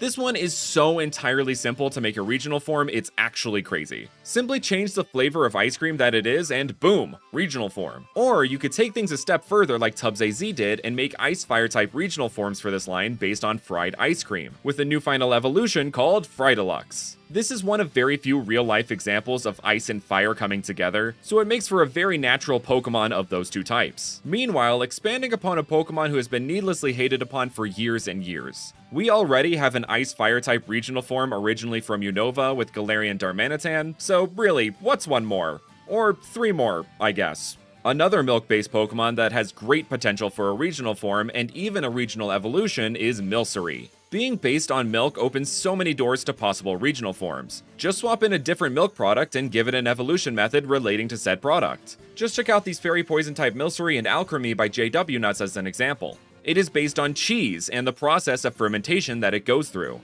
The genius part of this mon is that JW Nuts swapped out the different cake toppings of Alchemy for different food items that are typically paired with cheese. I am definitely fond of the bread form because pretzels and cheese were absolutely made for each other. Also, to break the fourth wall, I realized as I was writing this script that Alchemy is pronounced like alchemy because it's alchemic cream, just like Milcery is milk sorcery, not alcreamy.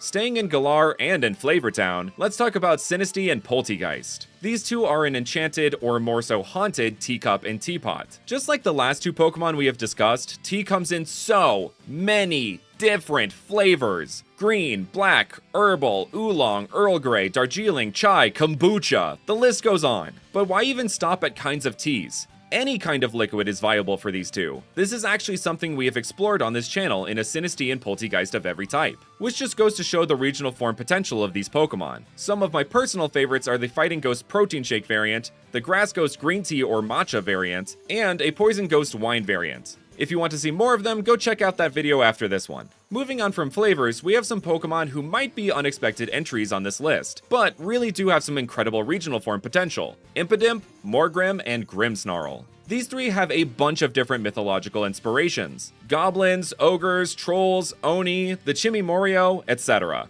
This ambiguity is exactly why these Pokemon are super capable of receiving regional forms. You can truly plug in any dark mythological creature from any region in any country and make it fit this concept. So much so that for this line I have multiple examples of regional forms that could work. Starting us off, we have a couple from Tubbs AZ.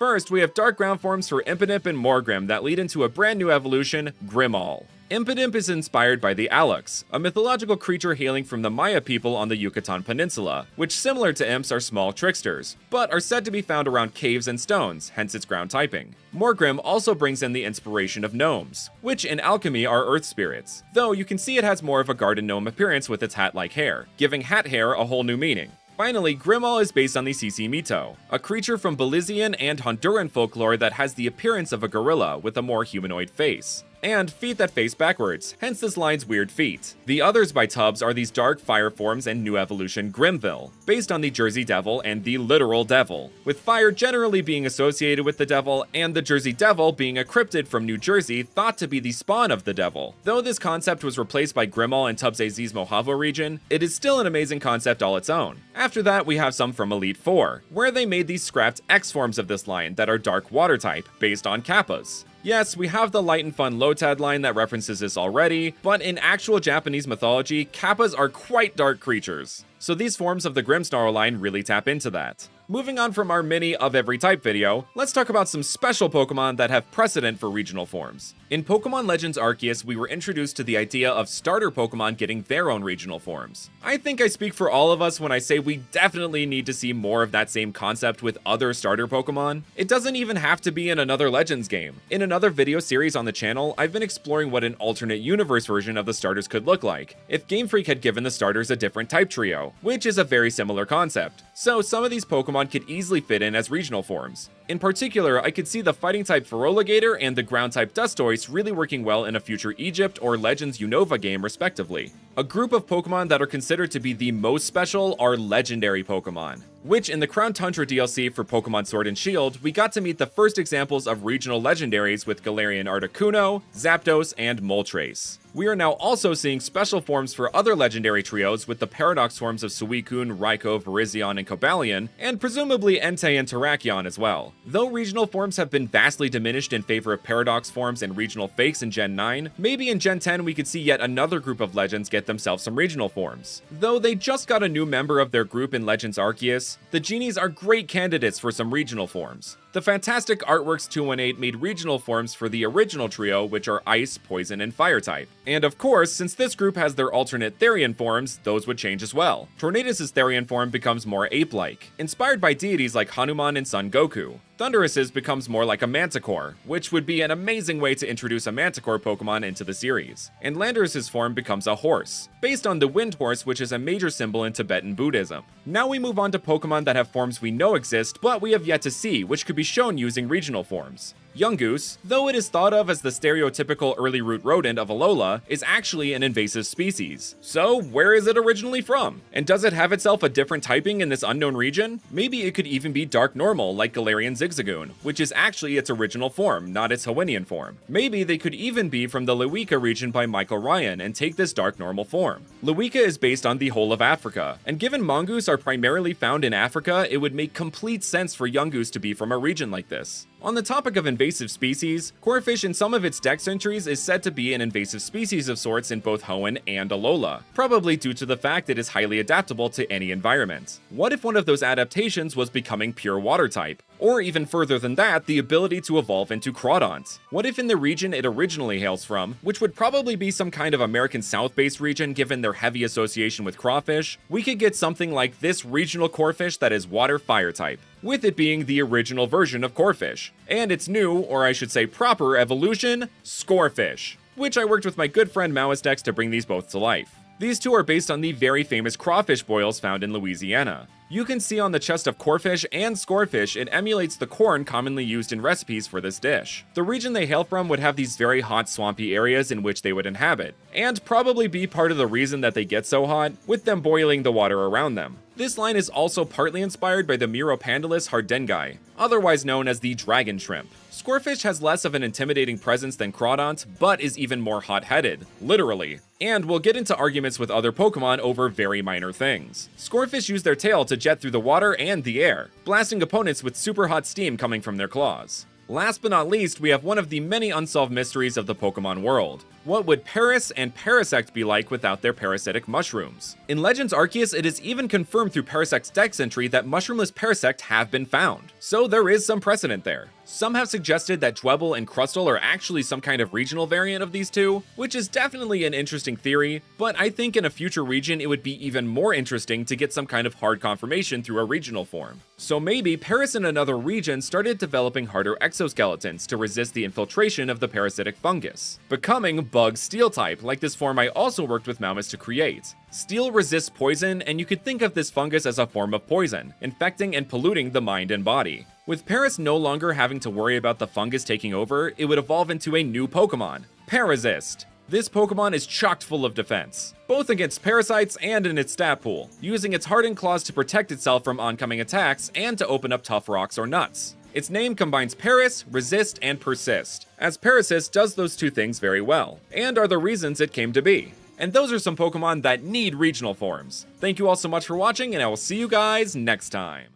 Grass, Fire, and Water have been the de facto type trio for starter Pokemon since the very beginning. But what if that hadn't been the case? We have explored this concept using the Kanto and the Johto starters, so today we are moving on to the Hoenn starters. Maybe it is a bit of nostalgia bias talking, as my first Pokemon game was Sapphire, but these three are some of my absolute favorites. And if you want to be my favorite, make sure to hit that like button, subscribe, and leave a comment down below. It really does help. So to start us off, we have the Trico line, which I opted to give the Steel type. So allow me to introduce Zinco, the Metal Gecko Pokemon, who I worked with Trevenart to create. I also worked with them on the rest of the designs for this video, so make sure to check them out, link is in the description. With Trico originally being based on the leaf-tailed gecko, I thought a clever way to play into that would be to reference Gold Leaf. Gold that has been hammered into extremely thin sheets that is used in the process of gilding. Some leaf-tailed geckos have this more gold coloration, which is simply gorgeous and plays well into our concept. We tried to mix in some more pointed features to help sell the steel typing as well, with Zinco's tail looking like a little dagger while still being a bit leaf-like. As with the previous videos, I tried to maintain parts of the original names of these evolution lines, or make them have a similar cadence. So Zinco is a mix of the metal zinc and gecko. While zinc is more silvery than gold, it still works as a metal and maintains that E sound from Trico.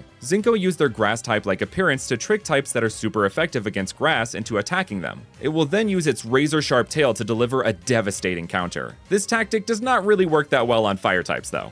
At level 16, Zinco evolves into Silvile, a steel fire type. Yes, I have finally mixed in a type from the original trio into one of these starters. Trust me, it fits the concept, isn't the Pokemon's original type, and if I limit myself to not using any of those types at all, what I can do with these starter type swaps becomes more limiting. Anyway, as Grovyle was the first to learn its formerly signature move, Leaf Blade, Silvile turns the blade part up to 11, having a pair of blades on its hands and tail, and one on its head. Silvile uses these blades in a weird series of movements that some have called a dance. A swords dance, if you will. This dance with danger and the shape of their blades are a reference to a form of Peruvian dance called Danza de las Tijeras, also known as the scissors dance. The dancer will do incredibly dexterous and expressive dance moves all the while holding scissors. These seemingly magical feats have led some to believe that the dancers have made some form of pact with the devil, calling them the dancer in the devil's house. Which leads us perfectly into Silvile's evolution, Cobaltile, the wildfire Pokemon. So I've been kind of hiding a secret since we introduced Zinco. This line is based on a specific type of leaf-tailed gecko, one with devilish inclinations, called the satanic leaf-tailed gecko. This demonic lizard was what I based this entire concept around. As this Pokemon evolves, you can see it descend into a hellish fiend, a demon lord, if you will. This descent to darkness not only reflects Satan being a fallen angel, but refers to Creep, which is not only a hit song by Radiohead, but in material science it refers to the deformation of a material over time due to long exposure to certain stresses. Stresses like heat, which is one of the most severe. Silvile's scissors become more like claws with Cobaltile, and its tail, while emulating the tree from Sceptile, also looks like a weird, deformed blade, like the many oddly shaped blades of demons and devils across popular media. Cobaltile's name comes from the element cobalt, which most people think of as blue, but as a metal is silvery. There is also a crystal known as erythite, or red cobalt, as it is a cobalt arsenate mineral and is associated with silver, just like Silvile is with Cobaltile. Its fire typing obviously refers to Hell's association with fire. And speaking of, Cobaltile can superheat its blade-like claws, unleashing a powerful bitter blade. That power not only comes from its infernal design, but its ability, sharpness, which makes so much sense for this of all Pokemon to have, and would boost the damage and amount of HP drained by Bitter Blade, making this Pokemon a truly demonic force to be reckoned with. From there, we move on to a completely different note with Torchic, who I decided to give the Fairy type. So here is Archic, the chick Pokemon. This little cutie is inspired by the tale of Chicken Little, with its poofy cloud-like feathers looking like the clouds in the sky that Chicken Little believed was falling. The pattern on its face takes a note from the Sobble playbook and looks like tears. The little head feather will sometimes land on Archic's head, making it think that something fell on its head from the sky, subsequently making it panic and run around like a chicken with their head cut off. Or I guess in this case, a chicken with their head screwed on wrong? Either way, at level 16, Archic evolves into Ambroskin, the young bird Pokemon, a fairy flying type. Ambroskin has matured from its previous stage, beginning to find its way through the sky after acquiring its new larger and flight-capable wings. The poofy cloud-like elements of Archic have transformed into more of an outfit reminiscent of an 80s teenager, poofy jacket, scrunchie and all, referencing coming-of-age movies like Pretty in Pink, The Breakfast Club, and 16 Candles. Man, Molly Ringwald really had a chokehold on 80s teen movies. And the color pink. Anyway, this all comes together in Ambroskin being the teen stage of evolution, but the white aspects of this design also refer to doves, which are typically a sign of peace, freedom, and love, like the innocence before becoming an adult. Speaking of, at level 36, Ambroskin evolves into Blaziken, the sky Pokemon. Now that we've reached the final stage of this line, I guess it's about time I explain the names, huh? They all take a portion from something celestial or heavenly. Archic comes from Archangel, Blaziken comes from Heavenly Bliss, and Ambroskin comes from Ambrosia, said to be a mythical food or drink of the Greek gods, which confers immortality to them. It was also brought to the gods by doves. As you can no doubt tell, Blaziken is based on an angel, but more specifically Celestials from Dungeons & Dragons. As you can see, Blaziken adopts some of those more gold elements from this race of heavenly beings. It also kind of came out looking like the White Ranger from Mighty Morphin Power Rangers, which wasn't intentional, but as an MMPR fan, I will take it. Rest in peace, JDF. Reaching its full potential, Blaziken now protects the skies and its inhabitants. So if the sky were to ever fall, it would be right there to stop it. It will use its signature move Celestial Strike to take down those who stand in its way. A base 90 special move that does fairy and flying damage calculated pretty much exactly how Flying Press does. Cloud 9 feels like a fitting ability for this Pokemon given its lore and inspiration, but I could also see Serene Grace working too. While I know you like Mudkips, first I wanted to talk about the type I picked for it. With Kanto, we did the Ice Steel Ground type trio, and with Johto, we did the Flying Rock Fighting trio. So for Hoenn, I wanted to do something a bit different and use an incomplete type triangle. 3 types that have some connection to each other, but isn't necessarily a perfect matchup of strengths and weaknesses. So for Mudkip, I picked the Dragon type. Steel resists it, and Fairy is super effective against it. But Dragon also resists Cobaltile's partial fire typing, and I have another trick up my sleeve for this line. Anyway, with all this said, here is Lindkip, the dragonfish Pokemon. This adorable fellow is based on a type of fish called the Senegal bichir, also known as the dragonfish. They are incredibly reminiscent of the types of fish Mudkip was based on, and with a name like that, it was a definite must to base Lindkip on it. Lindkip's name comes from Lindworm, a type of serpentine dragon usually depicted with 2 arms in the front and no legs. Despite being purely dragon type, Lindkip spend most of their time in the waters of swamps and marshes. And while we're on the topic of marshes, at level 16, Lindkip evolves into Marshtier, a dragon poison type. I told you I had a trick up my sleeve. Poison is of course strong against fairy types, but Steel is immune to it. Unless this line had Corrosion as an ability, which it does. I also did something a bit different with the naming here. Usually I replace the element of the name of the Pokemon, like Torchic to Archic or Trico to Zinco, but for this one, the marsh part of its name already fits the swamp dwelling concept super well. The Tear part of its name comes from another kind of dragon, the Amphitheer or Amphitheer, which is another type of serpentine dragon, but instead this one has wing arms. Marshtier build up poison in their bright purple stomach by eating the local flora and fauna in their boggy home. They tend to keep to themselves as they are quite foul-smelling to other Pokemon. He's just a stinky little guy, who becomes a big stinky guy at level 36 when it evolves into Swampent. Now at the final stage, it actually becomes a Lindworm. Legs? Where we're going, we don't need legs. Its type, dark green coloration, and swamp habitat are meant to reference 2 types of dragons found within D&D. The toxic green dragons and the sinister, lonesome, marsh-dwelling black dragons. Both are capable of expelling some form of toxic breath. One poison gas and the other acid. There is also such a dragon found within French myth called the Guiver, a dragon-like serpent that possesses venomous breath. That noxious odor from Marshtier has developed into Swampent's breath, which is toxic enough to severely poison even the toughest Steel-type Pokemon. This is actually their signature move, Toxic Breath, a base 80 special Poison-type move with a 20% chance to badly poison the target. Move over, Naganadel and Dragalge, we've got a new Dragon Poison type to reign supreme. The group theme may have been a bit more obvious than others in this series. They represent different realms outside the terrestrial realm, aka our realm.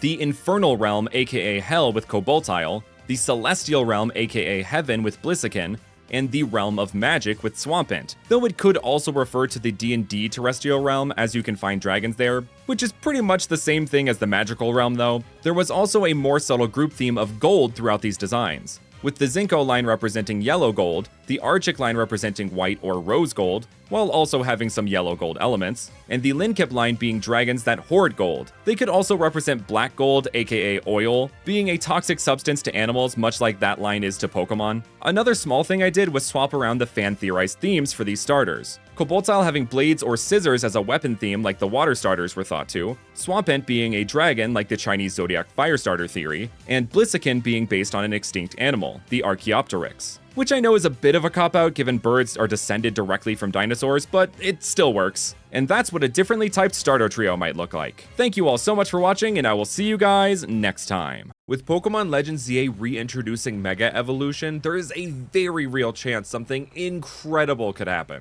Mega Evolutions to regional forms. So to give an idea of what that could be like, let's give some Megas to already existing regional forms. Hey everyone, Brandon here. We covered this idea on the channel way back when, so make sure to check out that video if you haven't. Also hit that like button, subscribe, and leave a comment if you want to see more content just like this. So to start us off, we were headed to the Alola region with one of the first regional forms ever introduced, Alolan Exeggutor. There was a massive temptation to give this palm tree dragon an even longer neck and call it a day, but that would make for a pretty boring mega, and that joke has been played out since this Pokemon was first introduced. So when working with Trainer Rex, I decided to go a different direction with Mega Alolan Exeggutor. The 3 heads of Exeggutor have become solo acts, though still attached to the same body, referencing the Hydra from Greek myth. Though with how goofy they look, I would say they're closer to the Disney incarnation. The way the 3 heads connect to its body is also meant to evoke those stereotypical deserted tropical islands, a la Exeggutor Island or even SpongeBob SquarePants. Nickelodeon, Disney, and Nintendo all rolled into one Pokemon, with Disney slowly becoming more of a monopoly that is a strange but realistic possibility. Yay, capitalism! Anyway, Mega Alolan Exeggutor through Mega Evolution and its newly proportioned body has gained some more of that psychic power as seen in its Kantonian form, manifesting in its new ability Mind Over Matter, which works like Steelworker, boosting the power of psychic type moves by 50%. This would help Alolan Exeggutor's move pool, which is still surprisingly full of psychic type moves, and give it mastery over 3 different types, much like it has mastery over its 3 heads. Or I guess 4 if you count this little cutie. As far as stats, with the boosted 100 to its BSD, I would pump 60 into special attack and 40 into physical attack, making Mega Alolan Exeggutor a very slow but powerful attacker. And if you take issue with any of the stat changes I make in this video, just a reminder, I'm the ideas demi guy, not the competitive demi guy. We have another cutie with Alolan Raichu who's next. Mega Pikachu isn't ever going to be a possibility, so I feel like giving this Pokemon a Mega is the closest thing we will get, considering it references 2 different Pikachu forms in its inspirations and with how gosh darn friend-shaped it is. So to keep that friend shape and reference another form of Pikachu, I worked with Deems Fakemon to create Mega Alolan Raichu.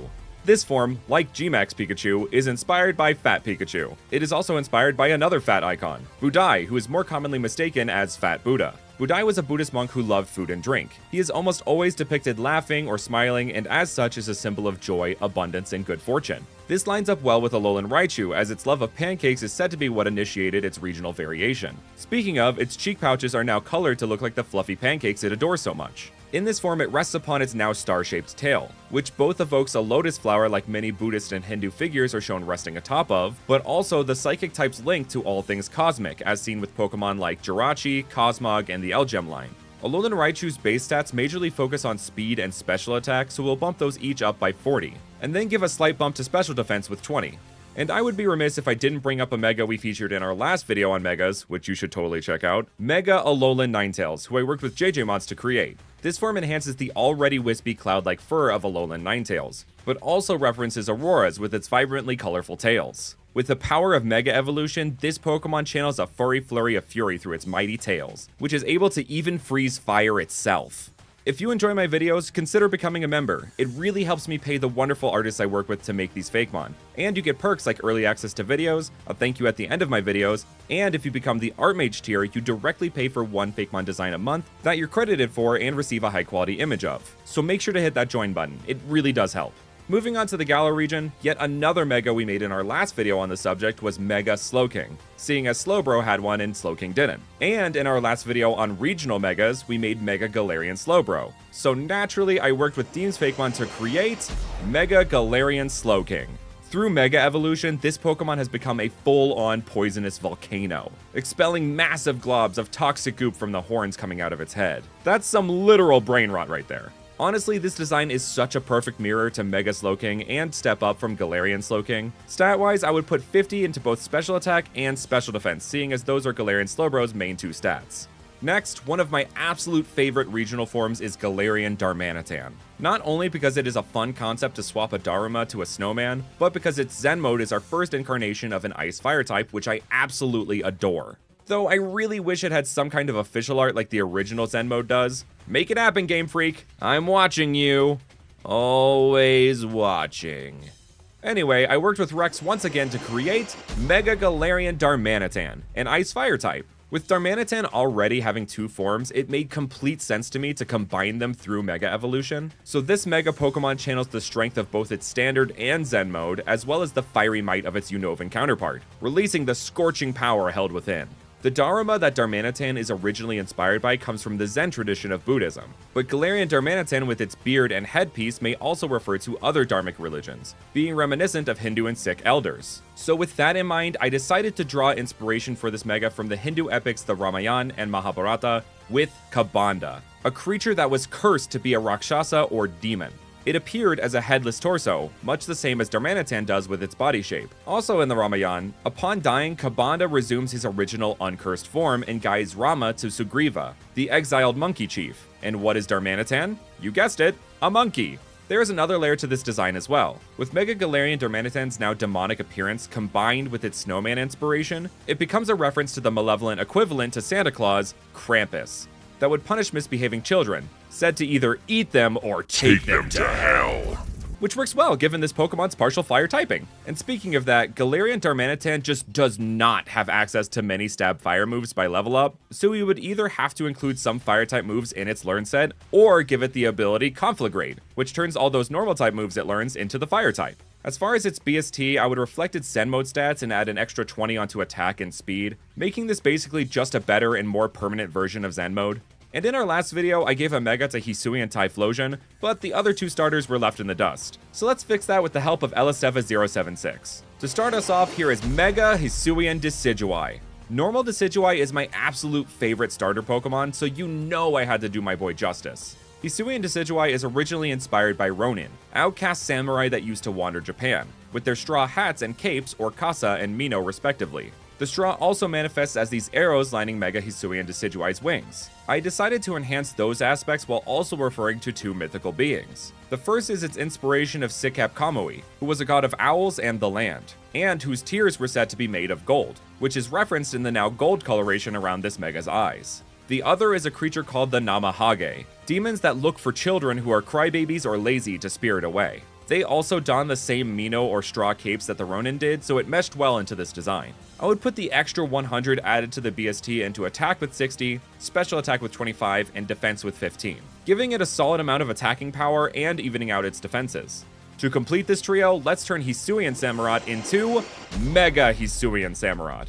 Good heavens, it stood up! The horror! Yes, to properly get across its inspirations, becoming bipedal was necessary. So like Decidueye, Samurott is inspired by Ronin, but unlike the other two starters, it doesn't seem to have any clear connection to Ainu gods. So I decided to fix that by pulling in the inspiration of Rep-Un Kamui, an Ainu god of the sea, who is usually depicted as a mischievous young man with a harpoon, which fits Samurott's dark type well. We changed the scimitars into one big crooked harpoon to match the god, and gave it this longer hair to reference yet another Ainu god, Kanisunarpe, a blood-drinking monster with long hair that preys upon hunters, leading them to a swamp and ultimately their demise. Further playing into both Samurott's water and dark typing.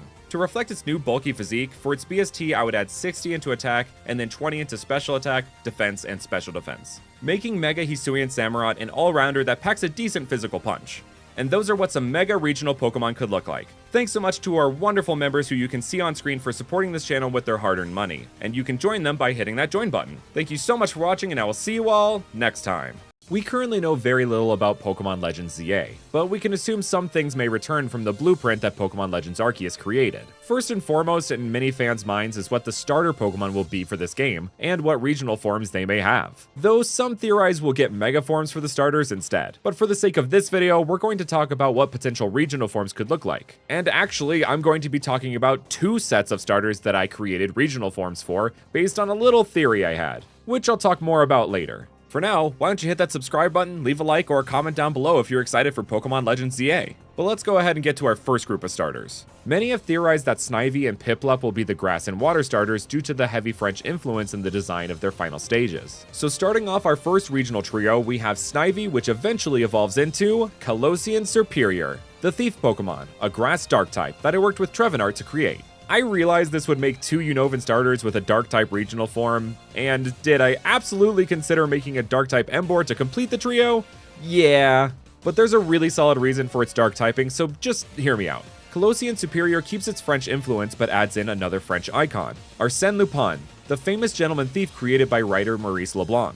Bet you never saw that coming. Much the same as Arsène, Colossian Superior is a suave intellectual thief that uses deceit and its long slithering body to steal what it wants. Playing into the common term for smooth-talking villains, snakes. The small changes to this Pokemon's design really make it for me. Giving it a little leaf that arches over its head like Lupin's top hat, its tail that curls to emulate his cane, and changing the pattern on its body to look more like his gentlemanly clothes. Its new signature move is Barbed Cane, a base 65 Dark-type move in which it hits its thorny tail against the opponent. This move has an increased critical hit chance and will drain 20% of the damage dealt. Is this just a slightly altered version of Ceaseless Edge? Yes. Am I ashamed of that? Nope. And you shouldn't be ashamed to hit that join button and help support this channel. Your contribution through membership directly goes into paying the artists I work with to create these wonderful Fakemon. Magicians and up can see videos early, and the new Art Mage tier pays for one design a month that you can get a high quality image of and credited for in a video. So make sure to hit that join button if you can and help support this channel. It's very much appreciated. Next of the trio, we're going slightly out of order with our water starter Piplup, which eventually becomes Colossian Empoleon, the commander Pokemon, a water fighting type that I also worked with Trevin on. Swapping defense for offense, Colossian Empoleon is a strategic fighter that uses its powerful and sharp wings to not only slice its opponents, but can use them defensively to parry oncoming attacks, much like a sword can be used defensively in certain situations. Its signature move, Disarming Strike, always goes first. It is a 60 base power fighting type move that lowers the target's attack if they use an attacking move that turn. This version of Empoleon swaps what French military leader it is based on. Instead of Napoleon Bonaparte, this regional form is based on Brennus, chieftain of the Gaulish tribe the Senones, who took down many Romans and even captured Rome for a short time. While we just had a water fighting type starter with Quaquaval, it is not unheard of for type combos to repeat after only a generation. Looking at you, Blaziken, Infernape, Emboar, Hisuian Typhlosion, and Skeledirge. Speaking of fire starters, I put it in this position on purpose because this one is a bit up in the air as to what people commonly think it will be. Many have said Scorbunny because, you know, soccer is super widespread across most of Europe and would fit. But I want to throw another contender in the ring. One that might be a bit controversial. Charmander. While this would give us yet another Charizard form in the region that already gave us 2 new forms for it, I think y'all underestimate how much Game Freak and the general public loves this Pokemon and wants to see more of it. Any chance to make new merch and nostalgia bait? Anyway, Charmander would eventually evolve into Colossian Charizard, the magic Pokemon, a fire psychic type, also by Trevin. That's right, it's Charwizard now. That Charizard is widowy hitting the Gwitty. I thought the idea of Charizard getting a form that semi-reflects the original Firestarter of Kalos would be a nice tie-in. Plus, the origin of this design was too good to pass up. This form is based on Drak, an evil spellcaster dragon that lurked in the River of Rhone, and was said to be a great shapeshifter. Given Charizard has so many forms at this point, including this one, a shapeshifting dragon felt appropriate as a design origin. Colossian Charizard's new signature move, Spellbind, is a base 65 special type move that gives the target the bound status condition, making them take damage at the end of each turn and unable to swap out. The final stages of the Hisuian starters had a kind of group theme inspired by Ainu and Japanese culture, so I very much wanted these 3 starters to have their own group theme inspired by French culture or mythology. So these 3 are inspired by Essus, Totatus, and Tyrannus, 3 Celtic gods that happen to be worshipped by the Gauls, the ancient inhabitants of much of France, Belgium, and Luxembourg. Essus was known as a lord or master depicted cutting down a tree. Totatus was known as the god of the people, with sacrifices to him usually being drowned as an offering, and Tyrannus was known as the Thunderer, which will make more sense in a minute. Totatus and Tyrannus have both been associated with Roman gods, Mercury and Mars for Totatus, and Jupiter for Tyrannus. Mercury was a god of commerce, communication, thieves, and trickery. So for the sake of this video, I decided to scooch that inspiration onto Superior. Mars is a well-known god of war, which lines up well with our military leader-inspired Empoleon. Also, with Empoleon originally being based on Poseidon, shifting it to Ares' Roman counterpart feels like a natural transition, with the trident of Poseidon turning into the helmet of Mars. Jupiter is the king of gods in the Roman pantheon, along with being a god of thunder and the sky. With Tyrannus also being a thunderer, I considered making this form an electric type, but ultimately decided the psychic type made more sense and kept with the secondary type triangle. Also, Jupiter is depicted as a wise old king in some incarnations, so that aligns well with the psychic type. If you think the electric type fits more in this design, honestly, it could go either way, and you can even see some lightning elements to its design as a reference to these gods' thundering nature.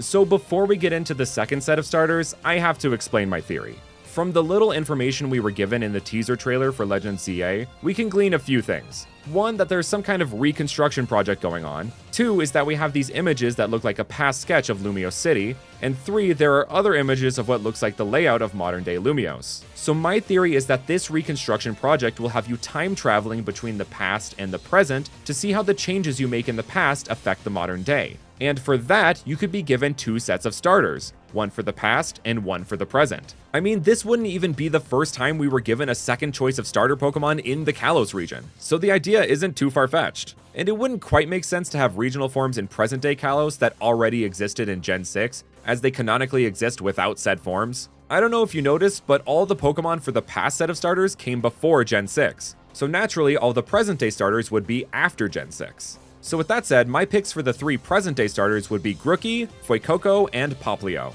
Starting with Grookey, it would eventually evolve into Kalosian Rillaboom, the Shepherd Pokemon, a grass steel type that I worked with Fungusmon on. This form of Rillaboom is based on a hairy creature from Bosque mythology called the Bazajuan, also known as the Lord of the Woods. They are said to have brought agriculture and ironworking to humans, which is perfect for a grass steel type. They were also said to protect fields of livestock, which is where Kalosian Rillaboom gets its category as the Shepherd Pokemon, protecting many of the livestock-themed Pokemon such as Wooloo, Mareep, Miltank, and Tauros. They use the drum at the tip of their staff to call and drive these Pokemon to different locations. The steel typing also still works in the drum aspect of Rillaboom's original design, while slightly shifting the inspiration to 2 different kinds of drums. The steel pan, which originates from Trinidad and Tobago, that have some French influences in their culture due to early settlers, and the pahu, a drum coming from Polynesian culture. Its signature move would be Shepherd's Call, a base 70 steel-type move in which it uses its drum to call a stampede of Pokemon trampling the opponent. After that, we have Fuecoco, which eventually becomes Kalosian Skeledirge, the player Pokemon, a fire fairy type that I also worked with Fungus on. This Skeledirge is much less vocal than its Paldean counterpart, and prefers to make music using the reverberation of its shell that is strummed by its little fairy-like companion, which I imagine instead of extending out like a microphone, would instead become a little violin bow. As yes, this has a definite violin or stringed instrument inspiration, but the shell aspect also comes from another French mythological creature, the Tarrasque, a creature with a lion's face, a turtle shell-like carapace, and the tail of a serpent, which may have been a medieval interpretation of a crocodile. This very mystical creature, along with the vibe of a violin or viola, felt very in line with the fairy type to me. Its new signature move would be Charming Melody, which basically acts as a fairy-type version of Torch Song, and the animation for it would be like I described earlier with the fairy companion, which was most definitely inspired by the fairies from the Legend of Zelda franchise. Then there is Popplio, which eventually becomes Kalosian Primarina, the Resounding Pokemon, a water dragon type that Fungus also did. This Primarina branches off a bit from its mermaid inspiration, being based on a distant French cousin, the Melusine, a water spirit that is half woman, half serpent, that is one of those classic tales of a woman with a curse. She would take this form on Saturdays, and if her husband were to see her, she would take that form permanently. Spoiler alert, he sees her, so she does. The coral in its hair come together to look like boha pipes, a form of bagpipe native to the lands of Gascony in southwestern France. Though this Pokemon looks sweet and kind, it can summon its signature move Draconic Bellow, a base 80 special dragon-type move that drops the attack of any target on the field, including allies. For the group theme of these Pokemon, well, you can no doubt tell they were already very musical originally, and now they had their type of music changed slightly. But they are all also inspired by the songs of the troubadours from French folklore. Rillaboom is based on a pastorella, which were songs about trying to win the affection of a shepherdess. Skeledirge is based on Conso, songs about courtly love, and Primarina is based on Alba, songs about lovers parting, just like the Melusine had to be parted from her love to try to avoid her draconic form. And the themes don't stop there. These 2 groups of starters have a theme in and of themselves. The past starters have themes and designs that are slightly darker in origin. Thieving, war, spellcasting, which are reminiscent of death, aka the legendary Pokemon Yveltal. Meanwhile, the present-day starters are more jovial, having themes surrounding love and life, much like the legendary Pokemon Xerneas. So these 2 groups are themed after the legends of the original Kalos games. And those are what some potential starter regional forms could look like. Thank you so much to our wonderful members that you can see on screen now for supporting the channel with their hard-earned money, which you can also do by hitting that join button. And thank you so much for watching, and I will see you all next time.